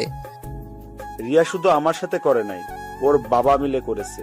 তুই বলছিস না, রিয়ার মনে যদি আমার জন্য ভালোবাসা থাকে তাহলে রিয়া ঠিকই আমার কাছে ফিরে আসবে। সেটা তো আমি বলেছি, তারপর কি হলো? তোর কথা মতো রিয়া কিছুদিন পর আমার কাছে এসে ক্ষমা চেয়ে ভালোবাসি বলেছে, কিন্তু ওর মনে যে অন্যটা ছিল সেটা আমার জানা ছিল না। 2-3 মাস ভালোই আমাদের প্রেম চলছিল, হঠাৎ রিয়া আমার সাথে এমন কিছু করবে সেটা আমি কখনো ভাবিনি। হঠাৎ তোর সাথে রিয়া কি করেছে? হঠাৎ একদিন রিয়া আমাকে বলছে আমার বাবাকে নিয়ে যেন তাদের বাসায় যাই। আমিও আব্বুকে বুঝিয়ে রিয়াদের বাসায় আব্বুকে নিয়ে যাই। তাহলে একটু চলুন, ওখানে কি হয়েছে তাদের মুখ থেকে শুনে আসি। আমরা একটু অতীত থেকে ঘুরে আসি। রিফাত তার আব্বুকে নিয়ে রিয়াদের বাসার সামনে দাঁড়িয়ে কলিং বেল চাপ দিল। কিছুক্ষণ পর কাজের বুয়া এসে দরজা খুলে দিল। রিফাত এবং তার আব্বু ভিতরে গিয়ে সোফায় বসলো। কিছুক্ষণ পর রিয়া এবং রিয়ার আব্বু ওপর থেকে সিঁড়ি দিয়ে নেমে আসলেন। তখন রিয়ার আব্বু বলল, আরে খান সাহেব, কেমন আছেন? ব্যবসা বাণিজ্য কেমন চলছে? আলহামদুলিল্লাহ ভালো আছি। আপনি কেমন আছেন? ব্যবসা আল্লাহ দিলে ভালোই চলছে। আমিও ভালো আছি। তো যে জন্য আপনাকে ডেকেছি, আমার মেয়ে রিয়া এবং আপনার ছেলে রিফাত দুজন দুজনকে অনেক বেশি ভালোবাসে। তাই আমি কি বলতে চাইছি আপনি হয়তো বুঝতে পারছেন। বুঝতে পেরেছি। এখানে আমার কোনো আপত্তি নেই। আপনি একজন মেয়র মানুষ, আপনি যেটা ভালো মনে করবেন সেটাই করেন। ঠিক আছে, তবে আমার একটা শর্ত আছে। আপনি আপনার সব সম্পত্তি আপনার ছেলের নামে লিখে দিতে হবে। আরে এটা কোনো শর্ত হলো? আমার সম্পত্তির অর্ধেকের মালিক তো আমার ছেলে, আর আমি মরে গেলে তো সব কিছু আমার ছেলেরই হবে। ঠিক আছে, আপনি যদি এতে খুশি হন তাহলে আমি আজকে রিফাতের নামে বাকি অর্ধেক সম্পত্তি এবং আমার সব কিছু ওকে লিখে দেব। এরপর আরো কিছুক্ষণ কথা বলে রিফাত এবং তার আব্বু বাসায় চলে এসেছে। এক সপ্তাহের ভিতরে রিফাতের আব্বু সবকিছু রিফাতের নামে লিখে দিল। এর কয়েকদিন পর রিফাতের আব্বু অফিস থেকে বাসায় ফিরছিল, তখন হঠাৎ কিছু লোক রিফাতের আব্বুর গাড়ি দাঁড় করায়। রিফাতের আব্বু গাড়ি থেকে নামার সাথে সাথে লোকগুলো রিফাতের আব্বুকে গাড়ির সাথে বেঁধে ফেলার পর একটা গাড়ি থেকে রিয়া এবং রিয়ার আব্বু নেমে রিফাতের আব্বুর সামনে আসে। তখন রিফাতের আব্বু বলল, মেয়র সাহেব, আপনি এখানে? আর রিয়া মামুনি, তোমরা এখানে কেন? আপনি কি বুঝতে পারেননি? একটু অপেক্ষা করুন, তারপর সবকিছু বুঝতে পারবেন। তারপর রিয়া মোবাইলটা বের করে রিফাতকে ফোন দিয়ে বলল এই জায়গায় আসার জন্য। কিছুক্ষণ পর রিফাত চলে আসলো। তখন রিফাত বলল, আঙ্কেল এবং রিয়া, আমার বাবাকে এভাবে গাড়ির সাথে বেঁধে রেখেছো কেন? কারণটা বলি। কারণ হচ্ছে তোর বাবা তোকে যে সম্পত্তিগুলো লিখে দিছে সবগুলো আমার মেয়ের নামে লিখে দিবি, আর তা না দিলে তোর বাবাকে এখানে মেরে পুঁতে দিব। আমার কেউ কিছু করতে পারবে না। না রিফাত, তুই এটা করিস না, আমরা রাস্তার ফকির হয়ে যাব। আব্বু, আমার সম্পত্তি লাগবো না, আমি তোমাকে হারাতে পারবো না। দরকার হয় ভিক্ষা করে খাবো। আপনি বলুন কোথায় সই করতে হবে? তারপর রিয়ার আব্বু দলিল দিল। রিফাত বাবাকে বাঁচানোর জন্য সই করে দিল। এরপর থেকে রিফাত রাস্তায় রাস্তায় ভিক্ষা করে খায়। এই ছিল রিফাতের অতীতের সব ঘটনা। এবার বাস্তবে আসা যাক। আমি রিফাতকে বললাম, তাহলে এখন তোর বাবা মা কোথায়? আব্বু আম্মুকে নিয়ে এখন একটা বস্তিতে থাকি। আম্মু অসুস্থ হয়ে পড়ে আছে। আব্বু আমার মতো মানুষের কাছে ভিক্ষা করে। কি বলবো, বলার ভাষা হারিয়ে ফেলেছি। মানুষ মানুষের সাথে এমনটা করতে পারে? নিজের চোখ দিয়ে পানি পড়তে লাগলো। আমি চোখের পানি মুছে রিফাতকে বললাম, ঠিক আছে, আমাকে নিয়ে তোদের বস্তিতে চল, আমি তোর মাকে দেখব। রিফাত ঠিক আছে বলে আমার বাইকের পেছনে উঠল। কিছুক্ষণ পর বস্তিতে চলে আসলাম। বস্তিতে আসার পর চারপাশে ময়লার গন্ধ। মানুষ কিভাবে থাকে এখানে? আমার 1 মিনিটে দম বন্ধ হয়ে আসছে। আর এরা বছরের পর বছর এখানে বাস করে। রিফাত আমাকে তাদের রুমে নিয়ে গেল। রুমে ঢুকে দেখি রিফাতের আম্মু একটা ছেঁড়া কাঁথা মুড়ি দিয়ে শুয়ে আছে। রুমে খাবার কিছু নেই। বাপ বেটা মিলে যা ইনকাম করে তা রিফাতের আম্মুর ঔষধে লাগে। আমি আর সহ্য করতে না পেরে রিফাতকে বললাম, রিফাত, আমি তোর কোনো কথা শুনবো না। তুই এখনই আন্টিকে কোলে নিয়ে বেরিয়ে আয়। আমি গাড়ি ঠিক করতে আসি। তোরা সবাই আজকে থেকে আমার বাসায় থাকবি, আর রিয়া আর মেয়রের ব্যবস্থা পরে করব। এই বলে আমি বস্তির ভিতর থেকে বেরিয়ে আসলাম। রিফাত ওর আম্মুকে নিয়ে কিছুক্ষণ পর বেরিয়ে আসলো। এর ফাঁকে আমি একটা গাড়ি ঠিক করে ফেলেছি। রিফাত ওর আম্মুকে গাড়িতে উঠালো। হঠাৎ রিফাতের আব্বু আসলো। ওনাকে দেখে আমি তো আরো অবাক হয়ে গেলাম। যে মানুষ সবসময় দামি দামি জামা কাপড় পরে থাকতো, আজ উনি একটা ছেঁড়া শার্ট গায়ে পরে ভিক্ষা করে। এরপর রিফাতের আব্বুকেও সাথে নিলাম। আমরা আগে একটা বড় হাসপাতালে রিফাতের আম্মুকে নিয়ে গেলাম। ডাক্তার রিফাতের আম্মুর কিছু পরীক্ষা করলো এবং কিছু ওষুধ লিখে দিল। বিকৃতিতে বলেছে ওষুধগুলো খেলে আল্লাহ দিলে সুস্থ হয়ে যাবে। তারপর রিফাতের আম্মুকে নিয়ে আমার বাসায় চলে আসলাম। বাসায় আনার পর আব্বু আম্মু সবাই অনেক খুশি হলো। আর বেশি বড় করলাম না। রাতে রিফাত সহ তার আব্বু আম্মুকে খাবার খাইয়ে দিলাম। রিফাত আমার সাথে ঘুমাবে।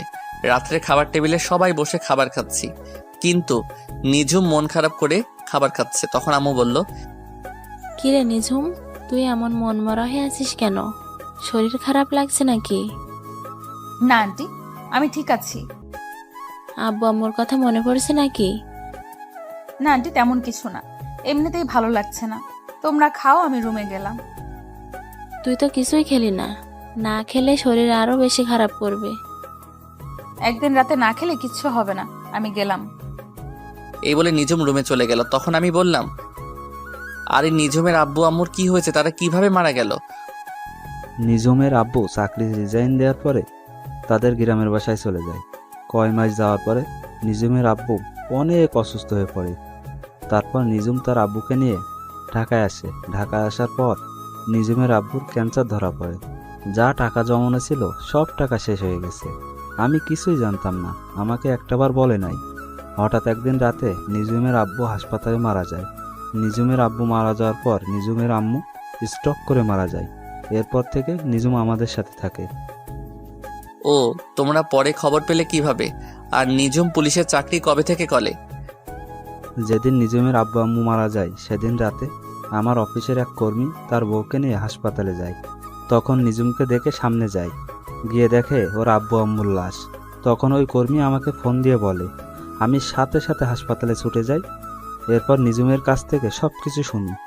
তারপর নিজুমের আব্বু আম্মুকে ঢাকার বড় কবরস্থানে দাফন সম্পন্ন করে নিজুমকে আমাদের বাসায় নিয়ে আসি। সবকিছু বুঝলাম, এখনো তো বললে না নিজুম পুলিশের এসআই কিভাবে হলো? আসলে আমার সাথে তো প্রধানমন্ত্রীর সাথে ভালো সম্পর্ক, তাই ওনাকে বলে নিজুমকে পুলিশের এসআই বানিয়ে দিল। নিজুমের এমনিতেই পুলিশের চাকরি করার অনেক শখ, তাই ওকে এসআই পদ দিল। তার মানে ট্রেনিং ছাড়া সরাসরি পুলিশের এসআই? পুলিশের চাকরি কিভাবে করতে হয় ও কি বোঝে? পুলিশের কোনো যোগ্যতা ছাড়া ডাইরেক্ট এসআই? তো কি হয়েছে, এখন বেশি কথা না বলে খা।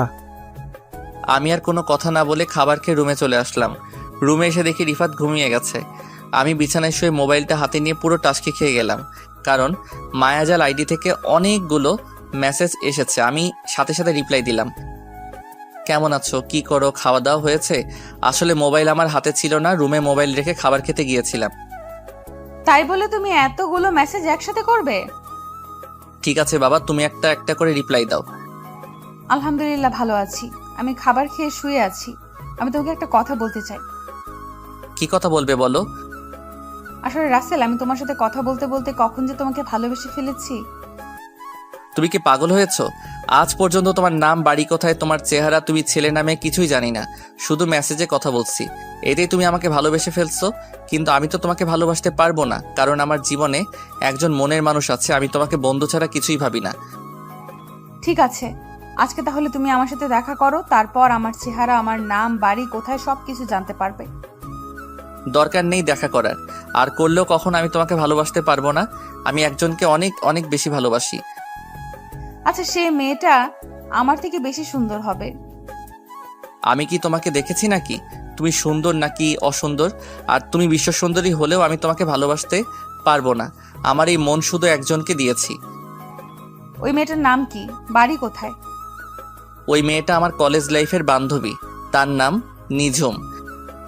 সে কি তোমাকে কখনো ভালোবাসার কথা বলেছে? আমাকে সে অনেক বেশি ভালোবাসে, কিন্তু আমি তাকে মানা করে দিছি, কারণ সে আমাকে অনেক কষ্ট দিয়েছে। একটা সাধারণ বিষয় নিয়ে আমার সাথে অভিমান করে দূরে চলে গেছে। রাস্তায় সবার সামনে আমাকে থাপ্পড় মেরেছে, সেজন্য তাকে একটু কষ্ট দিব। যাই করো, তবে বেশি কষ্ট দিও না, পরে আবার হারিয়ে ফেলবে। এবার ওকে হারাতে দিলে তো। ওর জন্য নিজের দেশ ছেড়ে বাহিরে চলে গেছি। নিজের দেশে পুরো 1 মাস খুঁজেছি। আমাকে এত কষ্ট দেওয়ার জন্য তাকেও আমার ভালোবাসা পাওয়ার জন্য কষ্ট করতে হবে। ঠিক আছে, তোমার ভালোবাসা আর পেলাম না। আমার ভালোবাসা না হয় একতরফা নিয়ে বেঁচে থাকবো।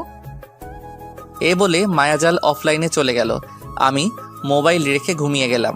পরের দিন সকালবেলা সবাই মিলে নাস্তা করছি, আর নিঝুমের দিকে তাকিয়ে দেখি আজকে কেমন যেন খুশি খুশি লাগছে তাকে। গতকাল দেখলাম মন খারাপ, আজকে দেখি খুশি। আমি নিঝুমের দিক থেকে চোখ সরিয়ে ফেললাম। তখন আমি আব্বুকে বললাম, আব্বু তুমি রিফাতকে আমাদের অফিসে বড় একটা পোস্টে কাজে লাগিয়ে দাও। আরে এটা অনেক কথা বলছিস, রিফাত ওর নিজের অফিস মনে করে চালাবে, ওর যখন মন চায় অফিসে যেতে পারে। ঠিক আছে আঙ্কেল, তবে আম্মু আরেকটু সুস্থ হোক, তারপর যাব। ঠিক আছে বাবা, আমি তোমাকে এখন যেতে বলছি না। তবে আঙ্কেল, আমার একটা শর্ত আছে।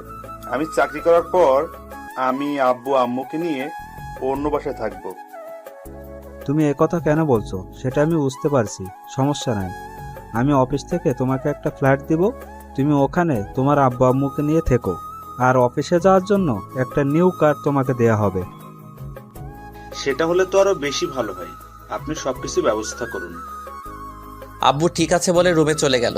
তখন নিঝুম আম্মুকে বলল, আন্টি, আমি একটু মার্কেটে যাব, তুমি রাসেলকে বলো আমাকে নিয়ে যেতে।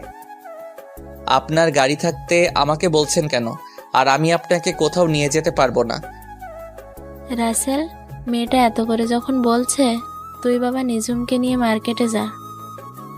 আম্মু, এত সকালে কি এখনো মার্কেট খুলছে নাকি? সমস্যা নেই, মার্কেট না খোলা থাকলে আমি বসে থাকবো, তুমি চলে এসো। আমি ঠিক আছে বলে বাহিরে এসে আব্বুর নতুন গাড়িটা বের করলাম। কিছুক্ষণ পর নিজুম এসে বলল, তুমি গাড়ি নিছো কেন? তোমার বাইক নাও। হ্যালো এসআই ম্যাম, আমার যেটা ভালো লাগে আমি সেটাই নিব। আমি আপনার চাকর না যে আপনি যেটা বলবেন আমি সেটাই করব। নিজুম মুখ ভেক্সি দিয়ে গাড়িতে উঠলো। কিছুক্ষণ পর মার্কেটের সামনে চলে আসলাম। তখন নিজুম বলল, তুমি 5টা মিনিট দাঁড়াও, আমি ভেতর থেকে আসছি। এই বলে নিজুম গাড়ি থেকে নেমে মার্কেটের ভিতরে ঢুকে গেল। আমি গাড়ির ভিতরে বসে মোবাইল টিপতে লাগলাম। প্রায় আধা ঘন্টা হয়ে গেল, নিজুমের আসার কোনো নাম গন্ধ নেই। 5 মিনিটের কথা বলে গেছে। আমি গাড়ি থেকে নেমে মার্কেটের ভিতরে গেলাম। অনেকক্ষণ খুঁজলাম, পেলাম না। তাই মার্কেট থেকে বের হয়ে আসতে হঠাৎ একটা জায়গায় চোখ পড়লো। একটু শিওর হবার জন্য সামনে গেলাম। তারপর নিজের চোখে যেটা দেখলাম তার জন্য মোটেও প্রস্তুত ছিলাম না। এটা আমি কি দেখলাম? নিজের চোখকে বিশ্বাস করাতে পারছি না। তাহলে চলুন কি দেখেছি। আমি দেখলাম একটা ছেলে নিজুমকে কিস করছে। নিজুমও ছেলেটার সাথে তাল মিলিয়ে যাচ্ছে। আমি আর 1 সেকেন্ড না দাঁড়িয়ে সোজা গাড়ির কাছে চলে আসলাম। এটা আমি কি দেখলাম? নিজুম এত খারাপ? গতকাল আমাকে ভালোবাসার কথা বলছে, একদিন না যেতে আরেকটা ছেলের সাথে নিজুম। তার মানে নিজুম এত খারাপ? আমি তাকে অনেক ভালো মনে করেছি। আমি মনে করছি কিছুদিন পর নিজুমকে আপন করে নিব, কিন্তু নিজুম যে এমন করবে সেটা কখনো ভাবতে পারিনি। এই সব কিছু ভাবছি আর চোখ দিয়ে পানি পড়তে লাগলো। কিছুক্ষণ পর দেখি নিজুম ওই ছেলেটাকে বিদায় দিয়ে গাড়ির কাছে আসছে। তার আগেই আমি চোখের পানি মুছে ফেলছি। নিজুম আমার সামনে এসে বলল, চলো, আমার কাজ শেষ, তুমি আমাকে থানায় নামিয়ে দিয়ে আসো। আচ্ছা ওই ছেলেটাকে? আপনাকে দেখলাম ওই ছেলেটার সাথে হেসে হেসে কথা বলতে। ওর নাম আকাশ। আমরা দুজন দুজনকে অনেক বেশি ভালোবাসি। ছেলেটা অনেক দিন আমার পেছনে ঘুরেছে, এমনকি আমাকে ভালোবাসার কথা বলেছে। আমি তাকে বারবার ফিরিয়ে দিয়েছি তোমার কারণে। কিন্তু তুমি তো আমাকে ভালোবাসো না, তুমি অন্য মেয়েকে ভালোবাসো। তাই আকাশকে আপন করে নিলাম। একদিন না যেতে আরেকটা ধরে ফেললেন? বাহ, ভালোই। ঠিক আছে, গাড়িতে ওঠেন, আপনাকে থানায় নামিয়ে দিয়ে আসি। এই বলে আমি গাড়িতে উঠলাম। নিজুমও গাড়িতে উঠলো। তারপর নিজুমকে নিয়ে থানায় চলে আসলাম। নিজুম গাড়ি থেকে নেমে সোজা থানার ভিতরে চলে গেল। আমি গাড়ি ঘুরিয়ে বাসায় চলে আসলাম। নিজের রুমে এসে বিছানায় শুয়ে শুয়ে অনেক সময় কান্না করছি। তার মানে আমি নিজুমকে হারিয়ে ফেলেছি। আব্বু আম্মু বলেছে নিজুমের মনে কষ্ট না দেওয়ার জন্য, কারণ নিজুম বাবা মা মরা মেয়ে। এই সব কিছু ভাবতে ভাবতে কখন যে ঘুমিয়ে গেছি মনে নাই। হঠাৎ আম্মু এসে ডাকতে শুরু করলো। তখন আমি ঘুম থেকে উঠে বিছানায় বসলাম। আম্মু বলল, কিরে রাসেল, তোর কি শরীর খারাপ নাকি? এই অবেলায় শুয়ে আছিস? না আম্মু, আমি ঠিক আছি। বলো কেন ডেকেছ? রাইসার হাত খরচ শেষ হয়ে গেছে, তুই একটু করে রাইসার হাত খরচ দিয়ে আয়। আমি ঠিক আছে বলে বিছানা থেকে উঠে ফ্রেশ হয়ে একটা জামা গায়ে দিয়ে বাসা থেকে বেরিয়ে বাইক নিয়ে সোজা রাইসার হোস্টেলে চলে আসলাম। আসলে রাইসার সামনে এসএসসি পরীক্ষা, তাই রাইসাকে হোস্টেলে দেওয়া হয়েছে। আমি রাইসাকে ফোন দিয়ে নিচে আসতে বললাম। কিছুক্ষণ পর রাইসা নিচে আসলো, আমাকে দেখে জড়িয়ে ধরলো। তখন আমি বললাম, এই রাইসা ছাড়ো আমাকে। মানুষ দেখলে কি বলবে? মানুষ বলবে বুড়ি বোন ভাইকে জড়িয়ে ধরেছে। মানুষ দিয়ে আমার কি? আমি এখনো তোমার কাছে ছোট ভাইয়া। আমি জানি তো তুই আমার এখনো সেই ছোট্ট বোন। এখন বল কত টাকা লাগবে? তোমার যত টাকা মন চাই দিয়ে যাও। আর তুমি তো জানো আমি বাহিরের খাবার খাওয়া কমিয়ে দিচ্ছি। ঠিক আছে, এই নে, এখানে 20,000 টাকা আছে, এগুলো রাখ। শেষ হয়ে গেলে ভাইয়াকে একটা ফোন দিস। রাইসা ঠিক আছে বলে ভিতরে চলে গেল। আমি দাঁড়িয়ে না থেকে বাইক নিয়ে বাসায় যাওয়ার সময় হঠাৎ একজনকে দেখে আমার মাথা পুরো গরম হয়ে গেল।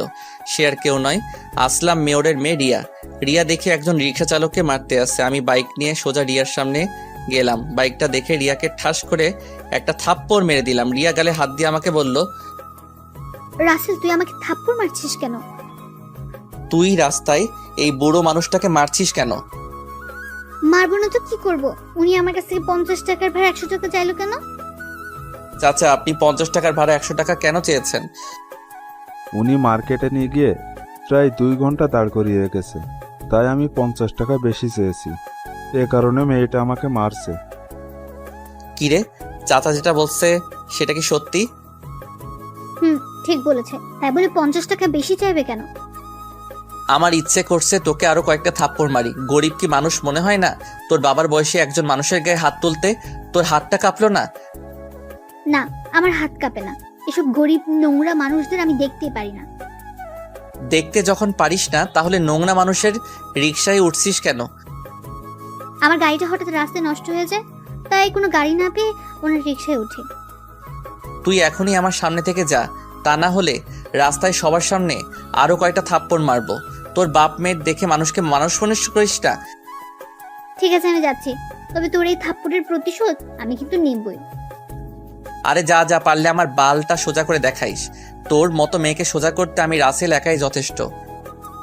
রিয়া আর কিছু না বলে চলে গেল। তখন আমি চাচাকে কিছু টাকা দিয়ে বাসায় পাঠিয়ে দিলাম। রাস্তার সব মানুষ এতক্ষণ দাঁড়িয়ে দাঁড়িয়ে আমার কাহিনী দেখেছে। হয়তো তারা ভাবছে আমার মতো ছেলের এত সাহস কোথা থেকে আসলো। এলাকার মেয়রের মেয়ের গায়ে হাত তুলছি। তো যাই হোক, আমি বাইক নিয়ে সোজা বাসায় চলে আসলাম। বাসায় এসে নিজের রুমে চলে গেলাম। তারপর ফ্রেশ হয়ে খাবার খেয়ে রুমে চলে আসলাম। দেখতে দেখতে সপ্তাহখানিক চলে গেল। নিঝুমের সাথে এখন আগের মতো কথা বলি না, আর নিঝুমও আমার সাথে তেমন কথা বলে না, কারণ নিঝুম তার আকাশকে নিয়ে সবসময় বিজি থাকে। আমি নিজেকে অনেক কন্ট্রোল করে রাখছি। রাতে বিছানায় শুয়ে শুয়ে মোবাইল টিপতে আসি। হঠাৎ নিঝুম আমার রুমে আসলো। তখন নিঝুম আমাকে বলল, রাসেল, তোমাকে একটা কথা বলার আছে। কি কথা বলবেন? একটু তাড়াতাড়ি বলুন, আমি একটু বাহিরে যাব। আসলে আমি আকাশকে অনেক ভালোবাসি। আকাশ বলছে আঙ্কেল আন্টির কাছে আমাদের ব্যাপারে বলতে, কিন্তু আমি ভয় বলতে পারছি না। তুমি একটু আমার হয়ে বলে দাও না। সরি, আমি পারবো না। আপনারটা আপনি বলুন। প্লিজ রাসেল, আমি আকাশকে হারাতে পারবো না। আকাশের বাসায় আকাশকে বিয়ের জন্য চাপ দিচ্ছে। আমার বুকটা ফেটে যাচ্ছে নিঝুমের এমন কথা শুনে। যে মেয়ে আমাকে ভালোবাসার কথা বলে, পরের দিন আরেকটা ধরতে পারে, তাকে কিভাবে বিশ্বাস করব? তখন আমি নিঝুমকে বললাম, ঠিক আছে, আমি আব্বু আম্মুকে সময় করে বলবো, আপনি এখন আসতে পারেন। নিঝুম আর কোনো কথা না বলে আমার রুম থেকে বেরিয়ে গেল। নিঝুমের এমন কথা শুনে মনটা খারাপ হয়ে গেল, কারণ নিঝুমকে আমি অনেক ভালোবেসে ফেলেছি। কিন্তু নিঝুম আর আকাশের কাহিনীটা আমার চোখের সামনে ভেসে উঠলে নিঝুমের প্রতি ঘৃণা হয়। না, ওর মতো মেয়ের জন্য নিজেকে কষ্ট দিয়ে লাভ নেই। ও ওর মতো থাকুক, আমি আমার মতো চলি। তো যাই হোক, রাতে বাসা থেকে বেরিয়ে একটু বাইরে গেলাম। বাহিরের কাজটা সেরে আবার বাসায় চলে আসলাম। রাতে বিছানায় শুয়ে শুয়ে মোবাইল টিপতে আসি, হঠাৎ মায়াজাল থেকে মেসেজ আসলো। কেমন আছো রাসেল? কি করো? রাতের খাবার খেয়েছো? আলহামদুলিল্লাহ, ভালো আছি। তুমি কেমন আছো?